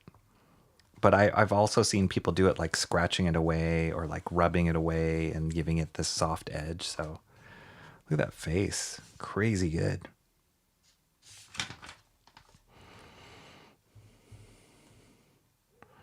Interesting. I need this. 90s to 2000s are new to Rocky. Remember him not knowing about that newfangled Led Zeppelin. What's good about that fold-out poster is there are no faces for the artist to screw up. This is going to be a long stream for you, Mopigs. Translating manga into English, but leaving it backwards is like moving the headstones, but leaving the bodies. You know what was confusing on this? So I immediately like, okay, it's a Japanese magazine. It's backwards, right to left, right? But you're right. With the English, I got a little confused. And then the table of contents was in the back. So I was like, oh, wait, are we going forward now?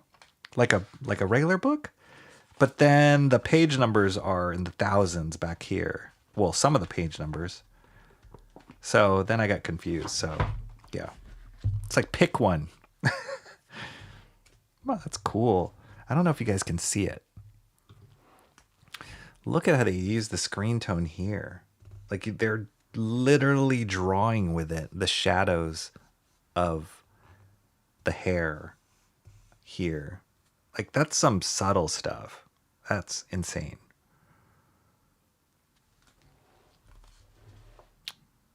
Like this kind of misty. It's really cool.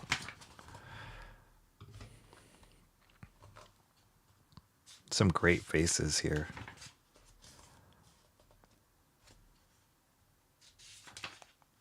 We are Guma.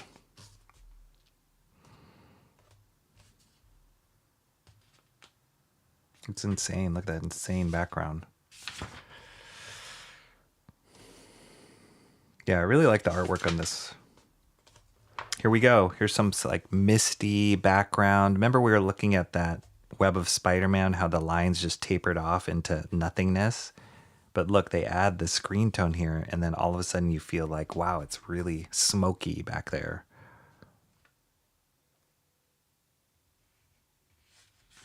Great scale. Look at the human figure here, and then the size of the building and the tree. It's awesome.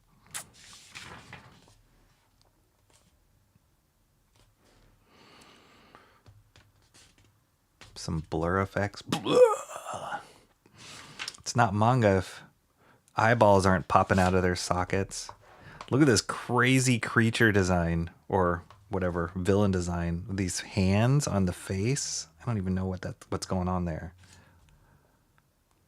Ugh.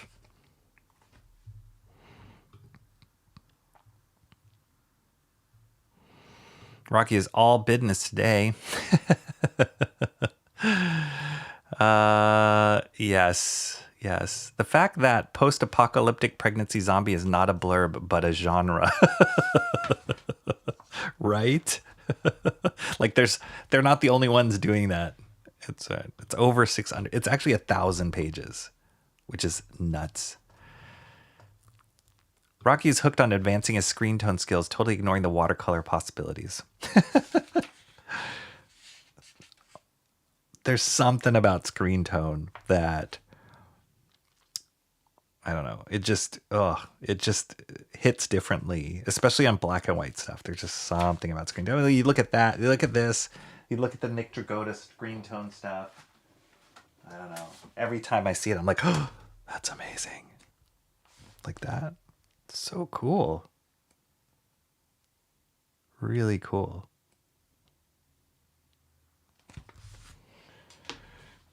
Okay, let me flip. You guys get it. Samurai fantasy story.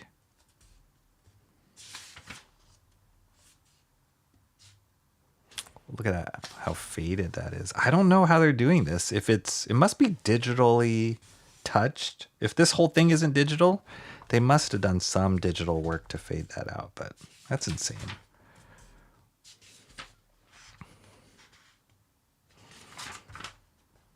It's cool. But yeah, long stories. Of course, the giant sword that's bigger than anything possible. This creepy hand face is crazy. Action.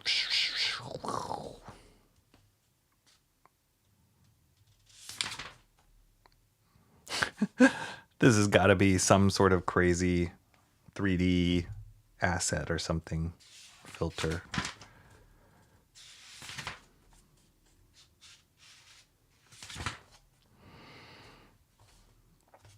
Okay, so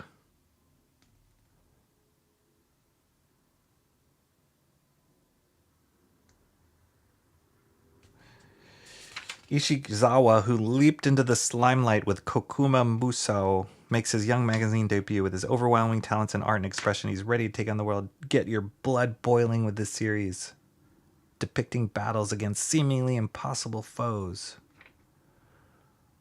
It's cool. All right, Guma. That's one of them. All right, what's the next one? This one is called The Journey of a Dark Elf with Fading Powers. This is kind of a cool little like fantasy, a little more lighthearted than what we just looked at. The hero is a mage who lost her magical powers, faces all the trials and beautiful things she encounters in her daily life head on. So yeah, it feels like a little lighter. This artist was born in 1986. Crazy.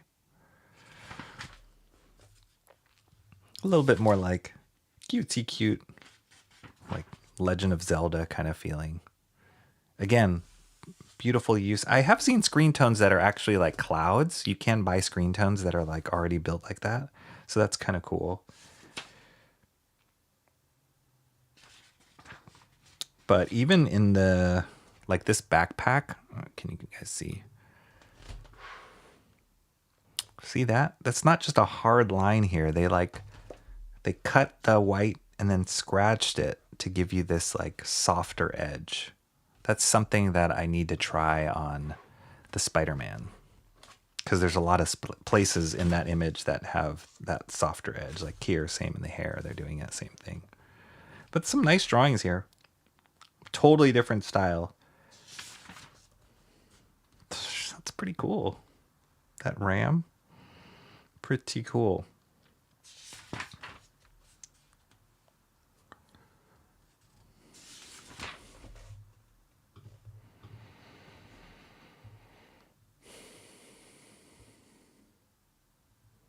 Big boy. What's up? He's all ready for the voting. I feel like this artist really likes eyes. Lindsay Rose says the previous one, yes, for sure. Tones are very cool.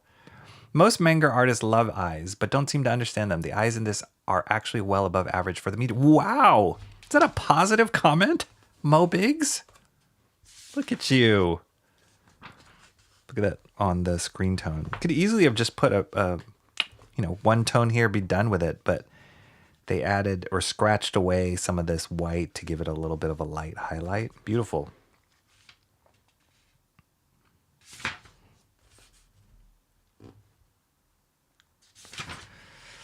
Okay, so you guys can kind of get the art style here. Fantasy.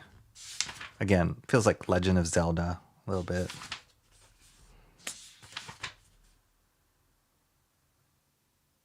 It's cool. Cool use of the tones right there. It's great.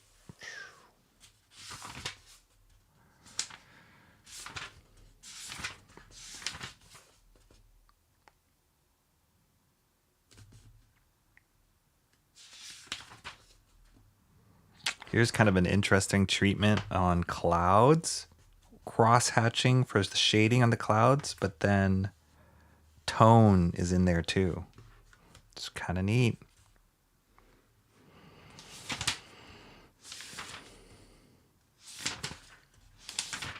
Very, very long stories.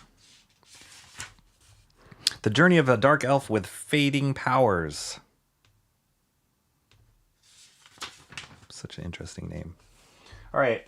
Next one is... This one is actually not in the voting. This one was created by a existing, established creator. So we'll skip that one. I did like that one, though. Here, this is called The Night of Blasphemy. Sometimes I think these translations are pretty awesome. The story is packed with sort of reverence I've had for knights for a long time now. I hope you'll enjoy embarking on this journey. Jared is back to bin. This isn't a manga for Japan. It's a manga for everyone in America. Yay!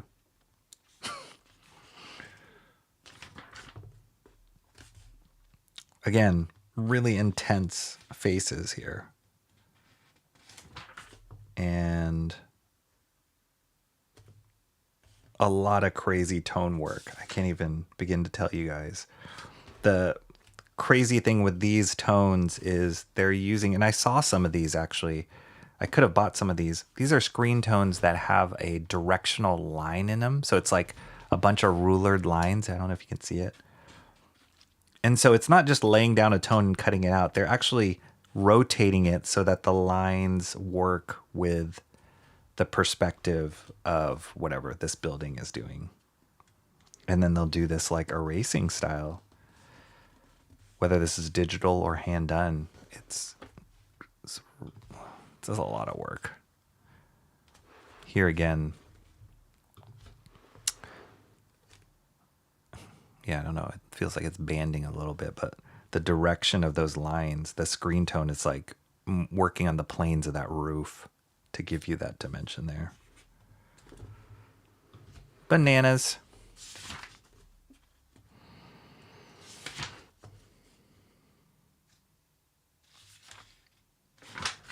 It's cool. Whew. I don't even want to try and dissect what's happening up here.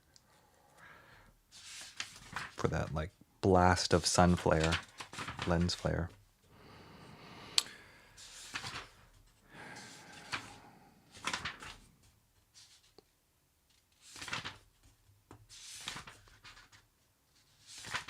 So yeah, this is more of like a medieval story, medieval knights.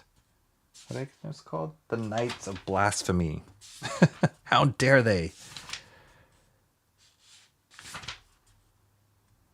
That's cool. This like negative pattern here in the tone behind.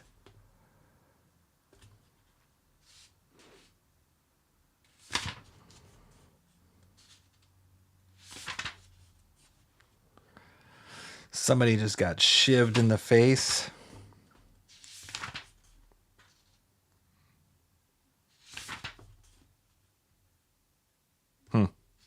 They're like, we're not drawing any back. We're done. This is too much.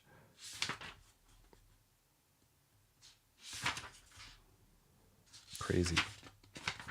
A lot of like lighting effects they're doing here. You can see that, like a lens flare.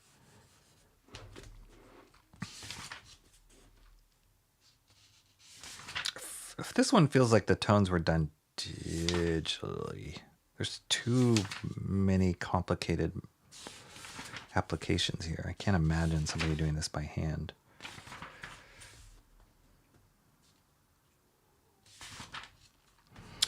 All right, Knight of Blasphemy. Okay, we only have, two more, right? Yes, don't worry, 2 more. See, I'm not going to go through all 20 of these. Just 2 more for you guys. Usually they're taking up half the real estate of the face. The eyeballs, yes, it's true. It's true. The Journey of a Dark Elf with Fading Powers. Gotta love these snappy titles. This is more of the trash style of manga I'm used to seeing. There you go. Yes, that artist is 2 years younger than Web of Spider-Man #1. Let that sink in. I'm getting to that point where I don't like to look at dates anymore because birth dates, yeah, it's not good. It's not good. That's one big goat boy, yes. The huge 80s eyes aren't my fave. Her magic powers are in her bosom. That's definitely 2000s manga style. Silent forest with enough word balloons to make Bendis blush. It's manga for everyone in America. They aren't kidding about the blasphemy. So tired sheep will start counting monkeys. No bighorn goats. Funny how sharp eye designs dictate the intensity of the stories. That's true, huh? Like the really squinty, like pointy eyes. Turning the pages backwards is freaking me out. That turned dark quick. Why does that one's face look like the Demon Slayer kid? They all look kind of the same sometimes. Why does he look like 95% of manga protagonists, especially big-eyed Harry Potter? Okay, here's a different. This one's a little different. Look at the tones on this one. This one's called The Graveyard Shift, which is kind of funny because I believe isn't it John Malin? I think I have one of his books. Wasn't his book called Graveyard Shift?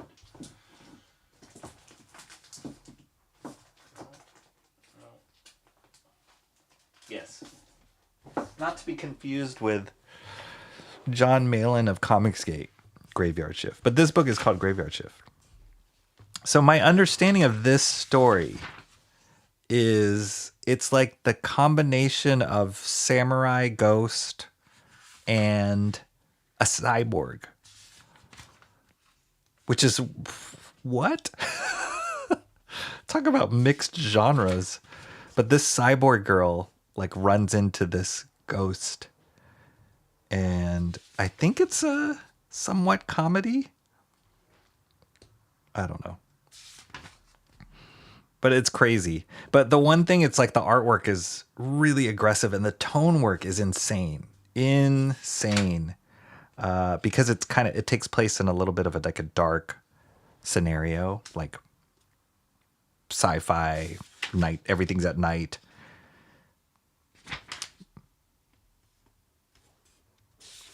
I mean, that's the one thing that I love about the Japanese is they don't have any genres really. They just make up whatever is on their mind and they just make it into a story.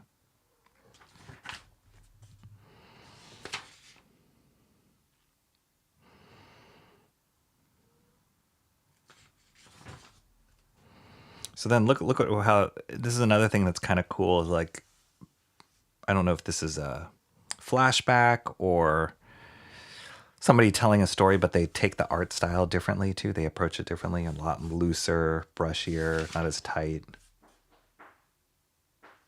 Oh my gosh, my cat is going crazy. Hang on a second.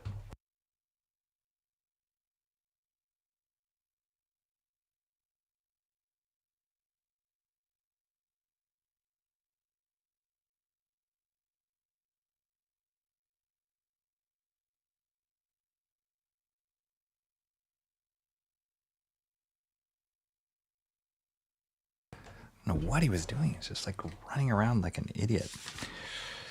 So yeah, they're just kind of mashing this like these genres together.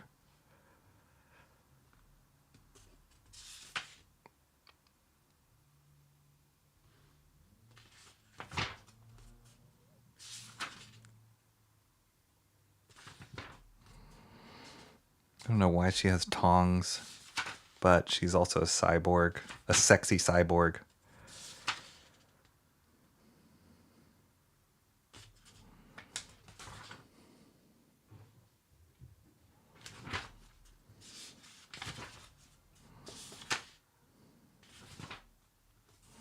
Horror and comedy? Why are all these vengeful ghosts time traveling to the near future?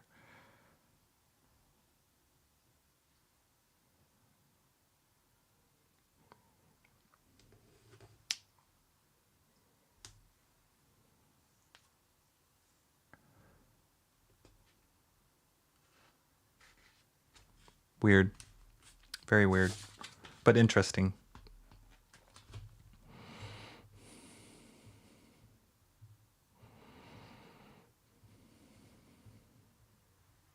Drawing a cool samurai skeleton and wasting it on comedy.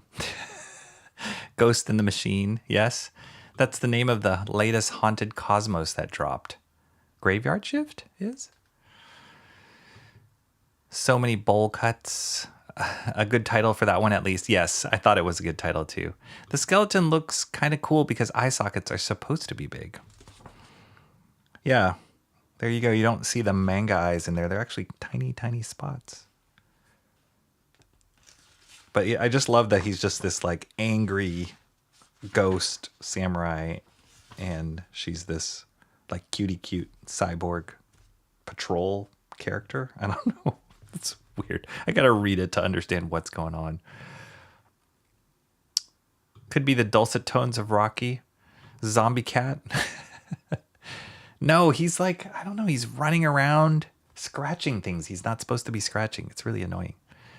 Zooming, yes.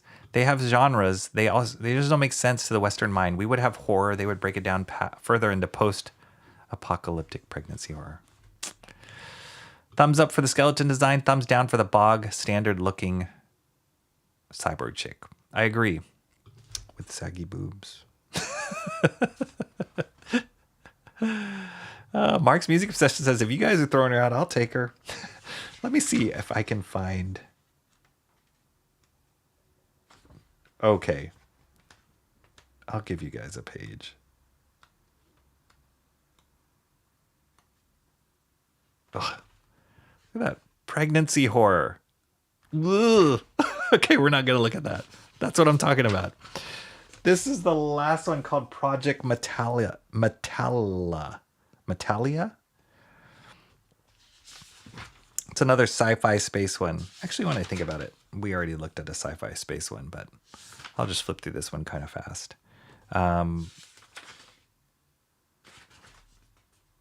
Yeah, why did I pick this one?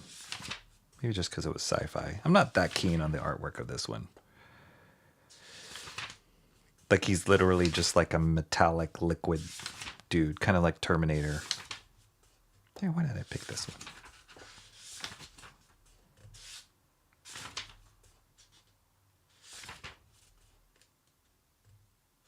It's kind of cool. It's like a little looser.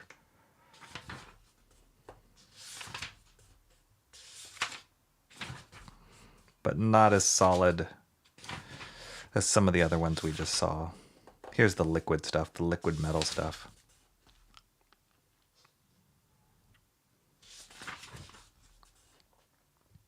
He must have just watched like Terminator 2 when he was working on this.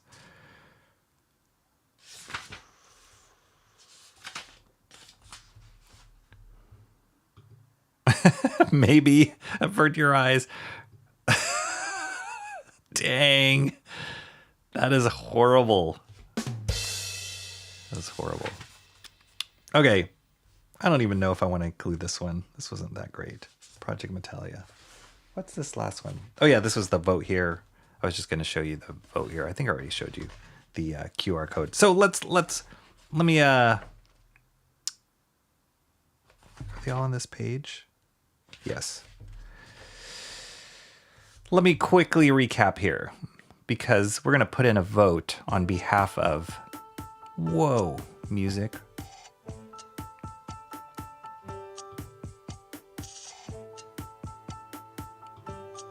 Let me turn off that music. Okay, these are the ones that I picked. Last Tyran... Oh, shoot. Last Tyran... Now we can't see. I didn't think this through. I should have had another window where I could show you what we're looking at the same time as the vote. So, how do I do this? The Last Tyran is that first space one. We'll do it this way. That first space one here. Guma was... Oh yeah, Guma was this one with the really intense artwork. Let me find a good page here. It was like this artwork, right? I think this is the one that. Oh yeah, this is the one with the like hand face creature character, and the eyes that Mo Biggs was okay with, or somewhat okay with. The Journey of a Elf, a dark elf with fading powers. That was kind of the Legend of Zelda-ish style one.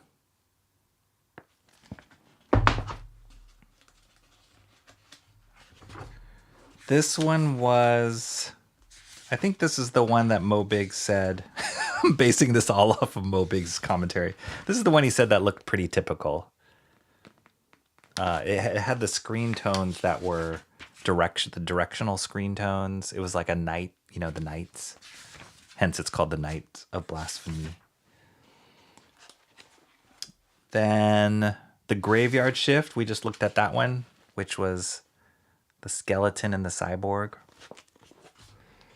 And then my least favorite one, I don't know why I added it in there, is like the T1000 metal.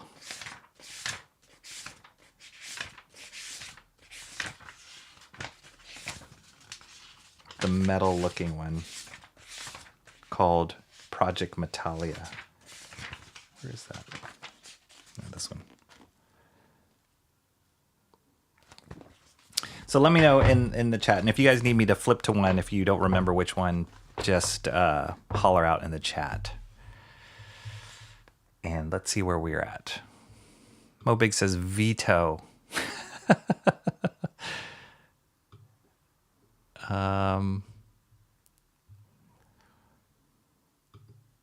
Yeah, maybe it's just me, but that last one's art looked bad even by the standards of the medium. I think you're right. I don't know why I picked that one. I'm confounded why I picked that one.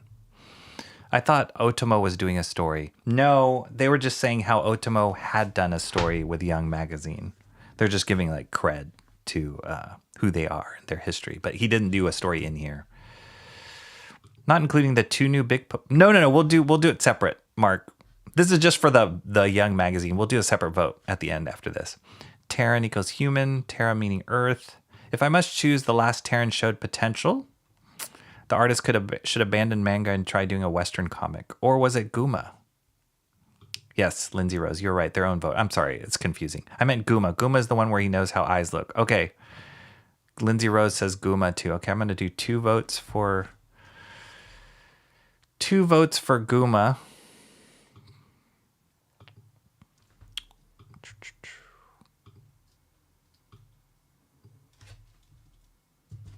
I bet you if I had included pregnancy horror, people would have voted that. I was mostly zoning out. It's involuntary. Dark Elf. Journey of the Dark Elf, Timmy Mello says. Go.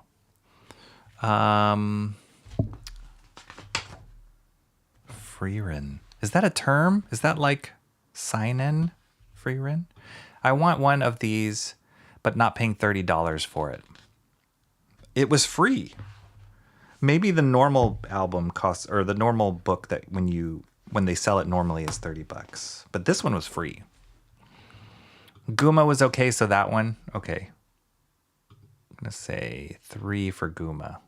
See, this is where Streamlabs was supposed to help me out, but didn't.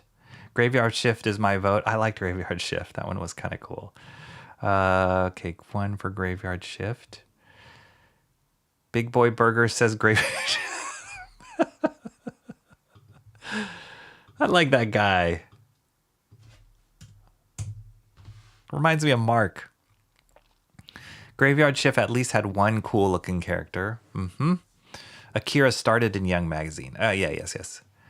No, that's a manga and anime. It's an elf anime. Oh, that term? Okay, got you. K-pop, did you vote? Which one did you think, K-pop?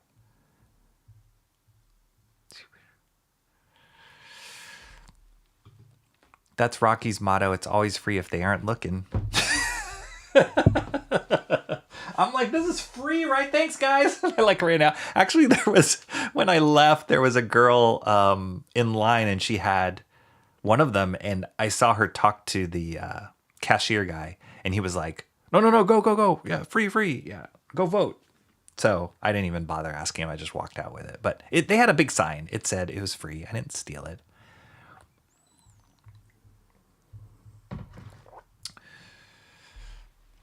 Okay, so we got 3 for Guma, 1 for the Journey of the Dark Elf with fading powers, 2 for Graveyard Shift. K-pop, did you vote? I think you're the only vote I don't have counted. But if you don't vote for Graveyard Shift, maybe I shouldn't say this out loud because it's going to happen. If you don't vote for Graveyard Shift, then it doesn't matter. Guma will win.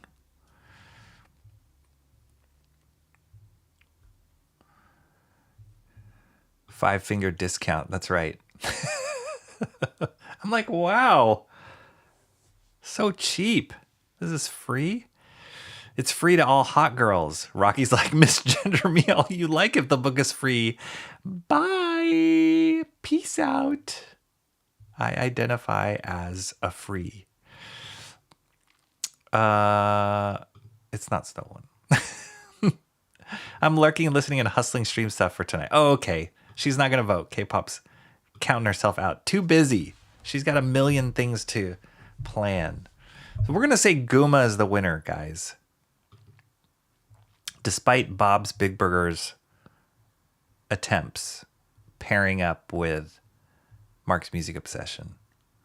We're going to say Guma wins. I'm pretty sure Guma wins. Okay, let's see. So, to wrap that part up, I'm going to vote for Guma. Vote Guma. This is the one. Yeah, these are some of the other ones. Last Turan, Project Metallo, Night of Blasphemy, Pregnant. See, I didn't want to show you guys Pregnant. That was one. There was actually 2 pregnancy horror ones. Pregnant was one of them, and what was the other one? I think it might have been Into the Dark. This one was crazy. Is My Love Strange? This one was like a girl who like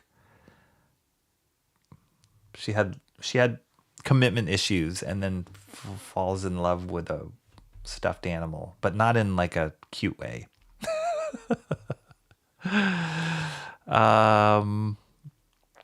Okay, Guma. This one. Here we go. What's the one we're gonna vote on? Vote now. Thank you for voting. There we go.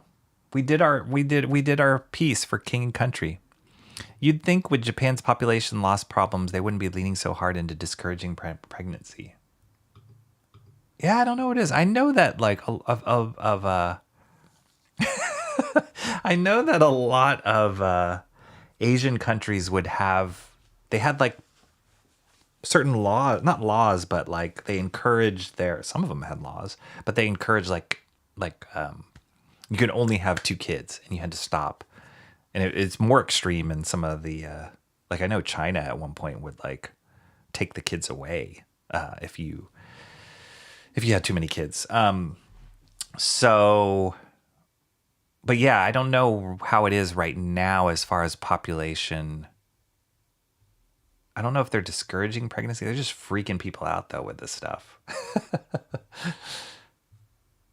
They did have something underneath here. Here's the ranking. Still you. We didn't look at that one. That was kind of a weird one. Godmother, Night of Blasphemies 3. These are the ones. We didn't look at some of these that are winning right now. So, yeah. Anyway, kind of an interesting thing. I'm just looking at it for the screen tones. If you guys want, I dropped the link earlier in the chat. If you want to read all of the stories, you can actually see them all online and vote yourself too. But thank you for helping me vote for as a collective. Young Magazine, home to creators Akira and the Ghost of the Shell Finder. Yeah. Free edition, 16 manga titles. I think there's also a few extra stories in there that are proven creators. Vote for your favorite in order to see it. Continue. Top 5 titles will be serialized in K-Manga. Pretty cool. 146,000 total votes already. Pretty neat. Okay, so then there's also the other vote that we're going to do is our favorite book for today. Okay, a little quieter. Is that music too loud? Timmy Miller says there is a mass population and birth decline in Japan. Probably because they discouraged so hard earlier on, and now it's the repercussions. I don't think Japan's government is hardcore enough to try a law like that to begin with, but they wouldn't need to with their population situation. All right. I get that Japan might be feeling a decline, though. It makes me a bit sad. Okay. So for today, for the Western books, we've got Mark's Music Sessions. Okay, good. It sounds loud in my ears, so I'm going to turn it down a little bit.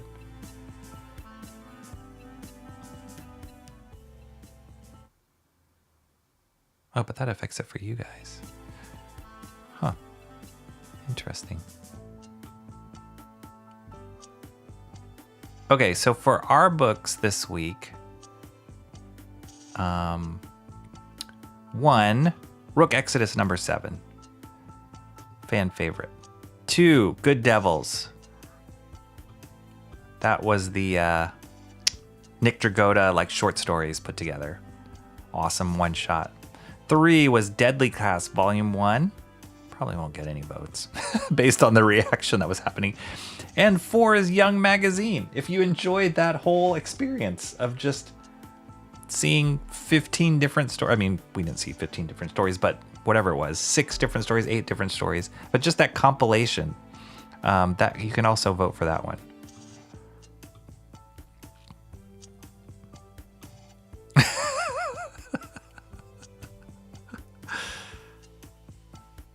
It was a weird story. It was a weird story. Yeah.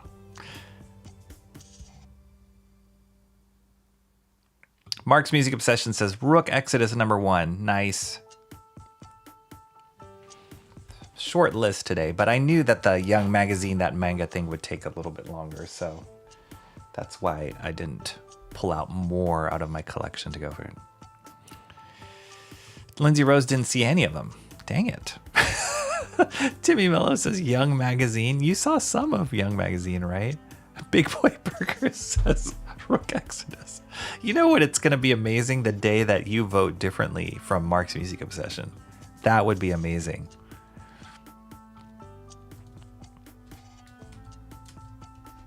All right, 2 for Rook Exodus, 1 for Young Magazine.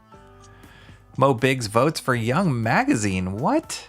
This vote is for which book would be cast in the fires of Turbo Damnation, right? Mo Biggs says Rook is a pretty decent book. Okay, we're going to give Rook Exodus that vote.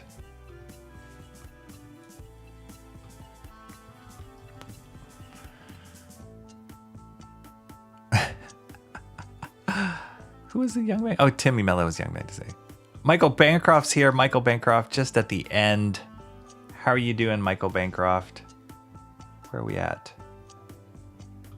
That's not a knife. That's a knife. All right, I'm going to turn down the music a little bit more because it's distracting me. Michael Bancroft, what is going on with your X account?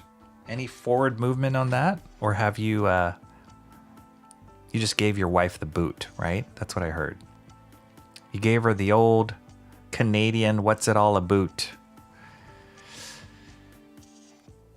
What are we voting for? We're voting for the favorite books of today, which you missed all of them. So those were the 4 books we looked at. Rook Exodus #7. Here, I'll give you a quick rundown.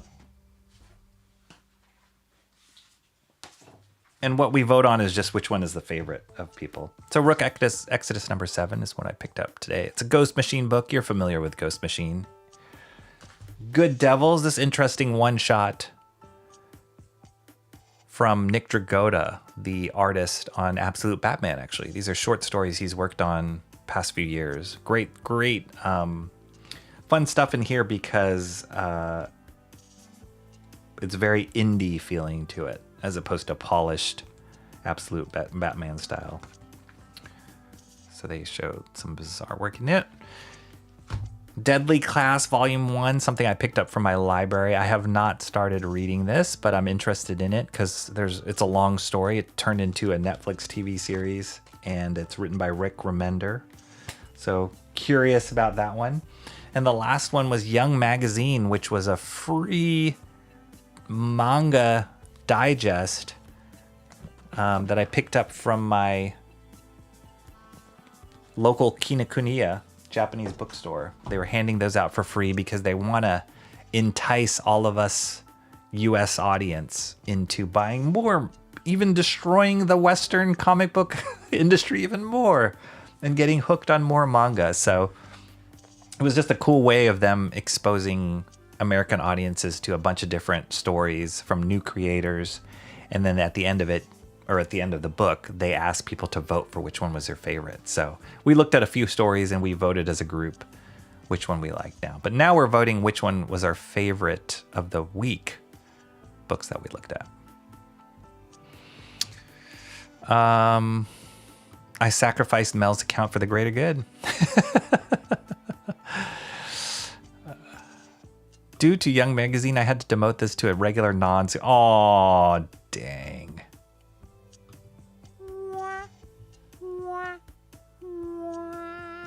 Lindsay Rose says, I guess I had to vote for Young Magazine. They're the only ones I saw. That's fair. That's fair. We'll give it a vote.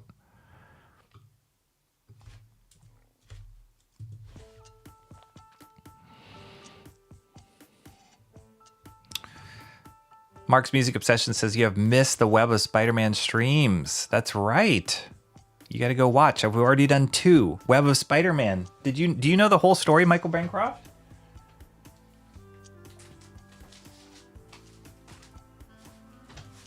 Look what this guy, Mark's Music Obsession sent me. His own copy, Web of Spider-Man.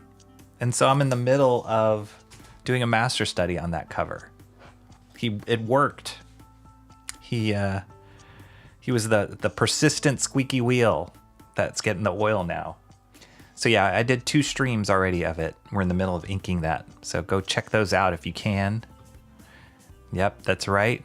Go check out those 2 streams, and next stream will be inking. But then another reason why I was looking at this Young Magazine with all the manga examples is I was just looking at how they use screen tones, because that's one of the things. Instead of doing the actual watercolor treatment on it, I figured I'm going to do my own version that is using screen tones for all this nice tonal stuff in the background. So it'll be fun. And this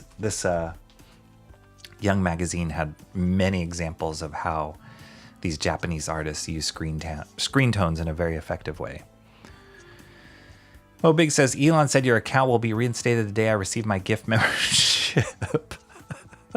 Dang.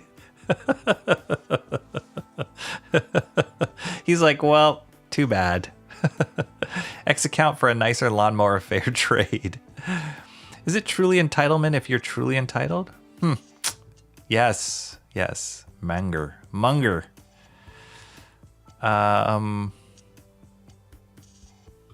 Rook Exodus for Cranberry Langers. Wow, coming out of the shadows. Nice.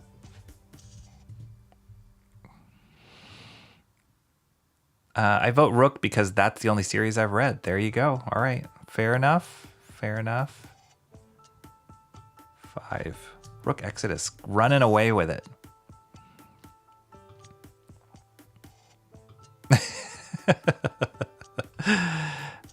Does Bancroft even know the saga of the pig feeder lady? Oh, did you not see? Oh, of course you didn't see this, Mo Biggs. I'm gonna give you a little prize.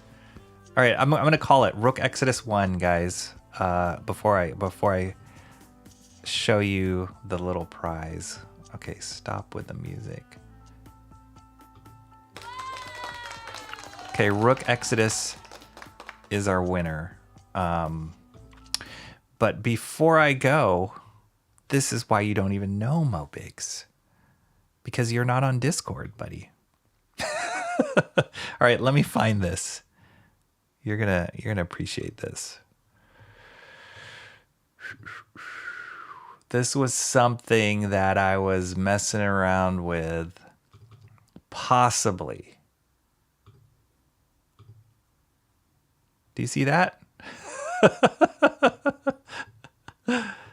This might be coming to our emoji. I'll put it on my forehead. On the forehead, right there. This is the legend of the pig feeder lady. I can put her in a spot where you can see it. Right there. So, yeah, if I get a few more subscribers, or no, I'm sorry, members.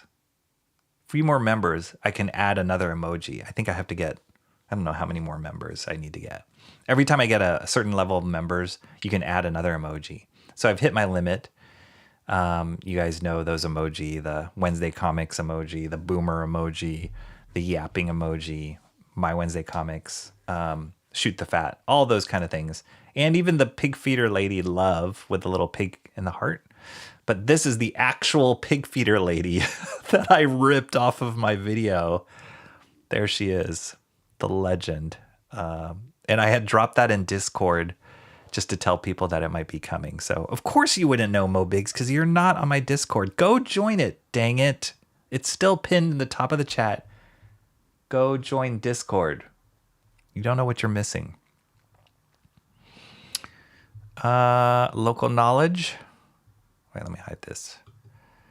Bancroft has his own pig lore in his channel. We're kindred spirits with the pigs. Wait, she's like floating right over my head. I'm going to put it right here. There she goes. That's okay, Cranberry Ledgers. Here comes the daily. There you go. That's the pig feeder lady, Cranberry. Weren't you on that stream? It's a literal screen grab from that stream. Here, I'll oh wait, was that the one I grabbed it from? Here we go. Can you guys see that? That's where I got it from. She's cute, Lindsay Rose says. Mo Biggs is waiting. Wheeling in the pig slop. That's right. I got some other ones too. I don't know what these were. I think these were toys. This is getting weird. We say the Japanese are weird. We're weird. Wheeling in the pig slop. I need this technology. Imagine how much I would make for ad space on the forehead. Right? Right there. I wanted a membership, but I said I already had one. Bummer. Mr. Monkey Boy always notices my blinky printer light. Alan Lau, where have you been? Alan Lau, you're missing all the fun. Hey kid, What? I'm a computer. My friend, Alan Lau, what's a Discord? You're the one who told me about Discord, buddy. You know what a Discord is. Alan Lau is contemplating. We can all Alan Lau is part of my Discord. And I'm going to hide this pig feeder later. Alan Lau is part of my Discord, and he's contemplating starting his own Discord.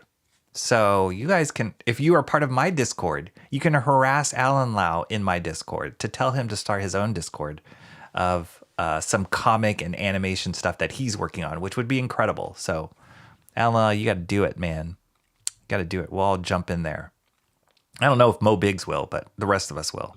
Imagine if the pig feeder later ever stumbled upon this channel and found out she's an emoji. I'd be in so much trouble. It'd be scary.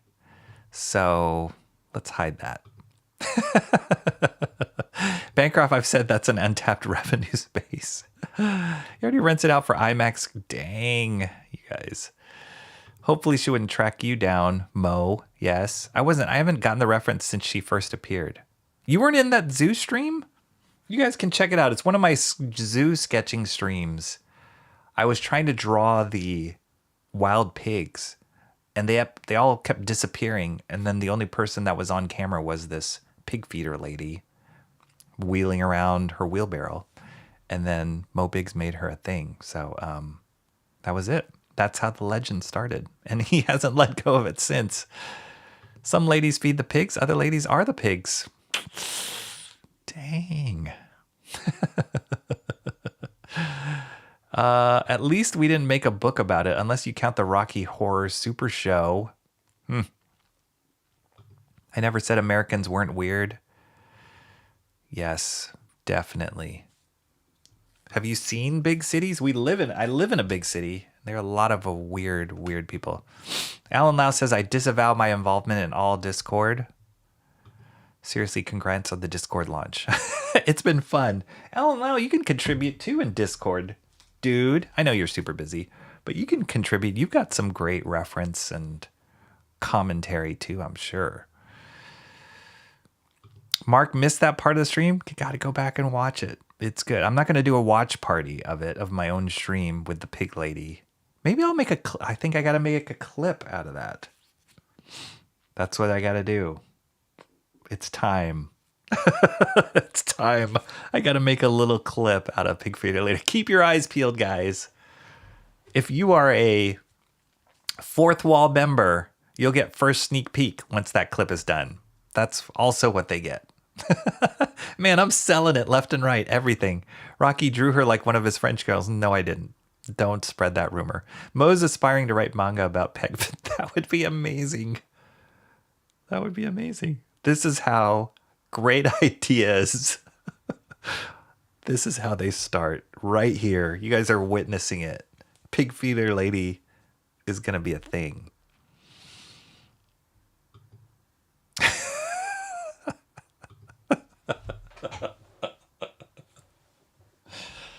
Oh man, it just writes itself. It just writes itself. Art share tomorrow night, Bancroft. Let everybody know in the chat. Another perk. That's right. Now he's going to follow around the zoo.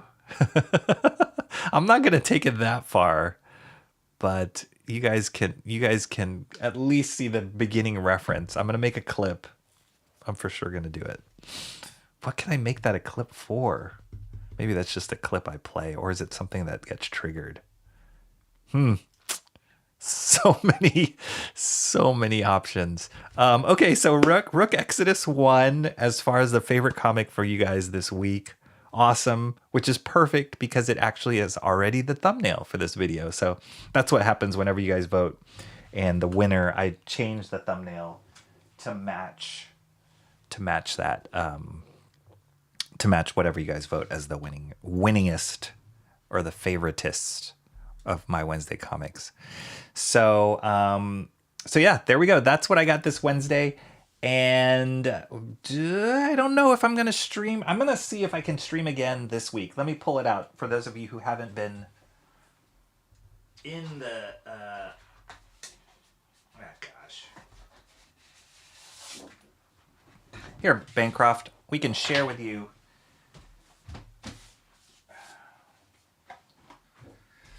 Hopefully you're still here and not trying to develop your forward ad space. But here's where we are with the Web of Spider-Man cover. This is the finished pencils that I did for that cover. Turned out pretty awesome. And then I've started inking it already. Last stream. Booyah. Started the inks. And no spills, no drips. And then a lot of this tonal work from, like I had mentioned earlier, all this like beautiful tonal work that's achieved through watercolor, which I'm not going to do. I'm going to try and get a similar effect or a new effect using screen tones. So yesterday I showed all these screen tones.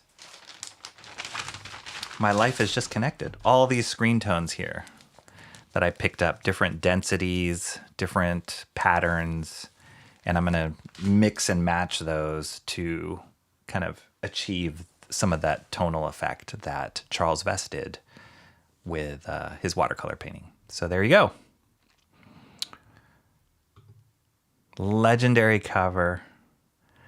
Invisible Crotch Spider-Man. That's what Mr. Monkey Boy says. Looking good. Thank you so much. Maybe only put it in Discord. Ooh. Taking it a step further with the Discord exclusivity. Art share tonight in 2 hours, Michael Bancroft. Nice. I'm sure he's prepping all that right now. Go check it out. Go subscribe to Michael Bancroft's channel and join that chat. I'll join in if I can. I don't know. Usually it's like around dinner time, so it's hard for me to like jump in there, Bancroft, but I do try on occasion when I can. I wouldn't even know where to start with a piece like that. Check it out. No spills, no drips. Charles Vess for the win. That's right. That's right. I think I have a couple of copies of that back. One of my all-time favorite covers. Really? I knew you liked it, and I knew you were pushing for it as well, but I didn't realize. I mean, it for sure. Mark loves it. Has always loved it. So I didn't know that you yourself said it was one of your all-time covers. First 20 issues of Web is an insane run of great covers. There you go. Have you seen something I shared with Mark's Music Obsession last time was the spirit of, what was it called, Mark? The Charles Vess book that he illustrated. The spirit of, it's not vengeance. Spirit of what? But that whole book, even the cover, Charles Vess, but he also illustrated that whole Spider-Man story. Have you seen that one? It's pretty insane. I don't want YouTube to be triggered on you, Rocky. Yeah. So join in on the Master Study. I'll let you guys know when I'll be streaming again. Mark will probably be one of the first people to know when I'm streaming again for that one. But yeah, I believe that this one has been moving faster than normal, because there's actually not that many elements on this page, if you can believe it. Most of the work is going to be in that tone work. So I think that I can get all the inks done, the preliminary inks done in one more stream. And then there'll probably be 1 or 2 streams just screen tones, which will be really crazy. So yeah, hopefully I can stream again this week for this guy. I would love to. That's one of the downfalls, or one of the negatives, I'd say, of live streaming this stuff, which I love. Don't get me wrong, live streaming the master studies, but it makes me like, I can't continue on until I like plan out the live stream and have time to do the live stream, as opposed to if I was working on this just for myself, I'd just keep going, and I'd go wee hours. So it's a little crazy. That's it. Spirit of the Earth. That's the one. Doesn't ring a bell? You need to check that out. If you like this cover, Michael Bancroft, you will love Spirit of the Earth. I think Mark's Music Obsession posted a link to the image, because he just picked up that book. Yes. I'm going to share a screen, because you need to see this. You must have seen this.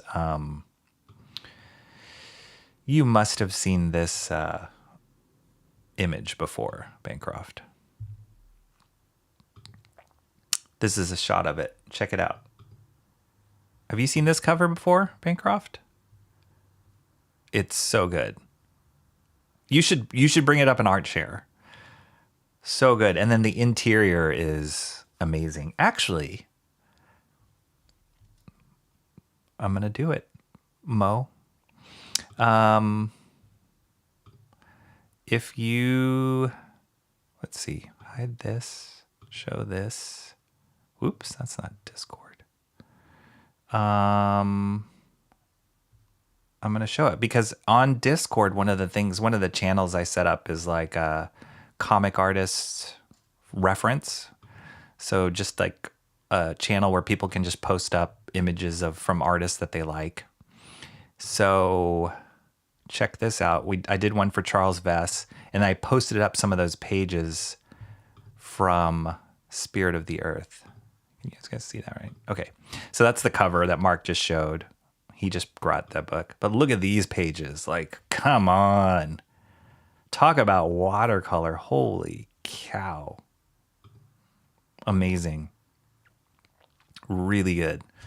So yeah, if you like that cover of Web of Spider-Man #1, you will love this book. There's another Spider-Man that he did. Pretty awesome. But yeah, that's on Discord. I'm just saying. That's where it's happening. Okay. Are we good?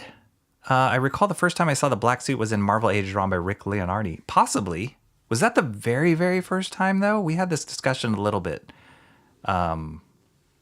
last time, that I think it was Cranberry Landers who was saying that it was a fan contest, or a fan that designed that suit, and then they adapted it into what it was. So I don't know. Leonardi was probably one of the first to draw him, but I don't know if he was the first to draw him. It was a sneak peek before the Secret Wars official reveal. Oh, maybe it was. I haven't seen it before, but my ignorance is kind of my brain. Yes, I know that about you. Surprisingly, even though you're a comic guy, you're just like, who is this? Jack Kirby? What? What is this weird artwork that he draws? What has he done in the past? Fantastic Four? What? That was Discord. That's right. The book is great. Yes. Awesome. Well, there we go. I think I've plugged Discord enough, plugged Fourth Wall enough, and plugged Manga enough for Mo Biggs. Internet claims Ron Friends was the first to draw the black suit. That would be kind of disappointing. wasn't the biggest Ron Friends fan.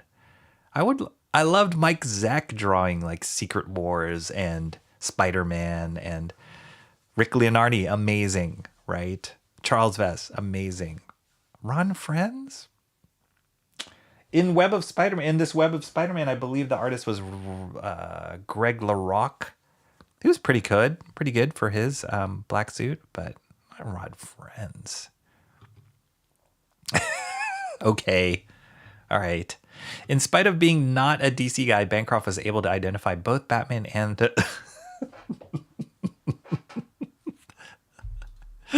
that clown man. Jokey dude. Mr. Jokey. The concept of the black suit for Spider-Man was created by a fan in a fan contest. Call me. The fan gave a red color to the big spider emblem. Oh, nice. Thanks for the info, Cranberry. That's awesome. Great design. Refreshing to snag first to aggravate Rob Bancroft. All right, cool. So that's what I got. Stay tuned for the next master study. That'll be up on the plate. Whether that happens this week or the beginning of next week, I want to get back into these inks and then screen tones. I actually made a copy of what I've inked so far this morning before I made it to the comic book shop, because I want to do a couple tests of screen tones to see how it's going to work with these inks. We'll see. In theory, hopefully this goes well. But I think it's going to be cool. I think it'll give us a cool, different look and still capture what Charles Vess is doing, but just give it a different take with the screen tone stuff. So I'm really excited, super inspired by this manga stuff and the Nick Dragotta stuff even. That screen tones is a great option. So yeah, you guys will be there to see it all come to fruition. It could become a mess, but at least with screen tones, you can't drip and ruin it. I would just peel it off and start all over. So the jokester, as they call him. That's right. Professor Doom, Professor Doom and Senor Fantastic. Ron Friends doesn't even sound like a name. It sounds like a plea shouted from a short bus about to careen off a cliff. Yeah, I mean, it was like Ron Friends. I don't even want to call it out, but there was another artist too who he was kind of like the filler artist when I was growing up. And every time he would draw into stuff, it was like, he was like the mid artist, right? Like, it's like, all right. He was always the filler dude. And Ron Friends kind of fell in that. Call me was the typo. Okay, cool. Great to finally catch a show again. Yes, it's great having you here, Michael Bancroft. Have a great art share.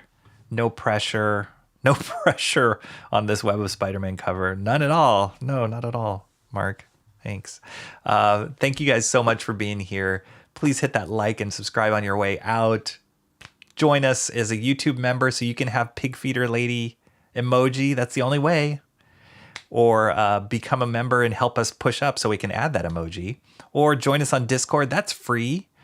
Fourth Wall, if you want access to the Master Studies high-res scans of the Master Studies and first dibs on original art and stuff that will come out later, please join Fourth Wall. I would appreciate your subscription on that.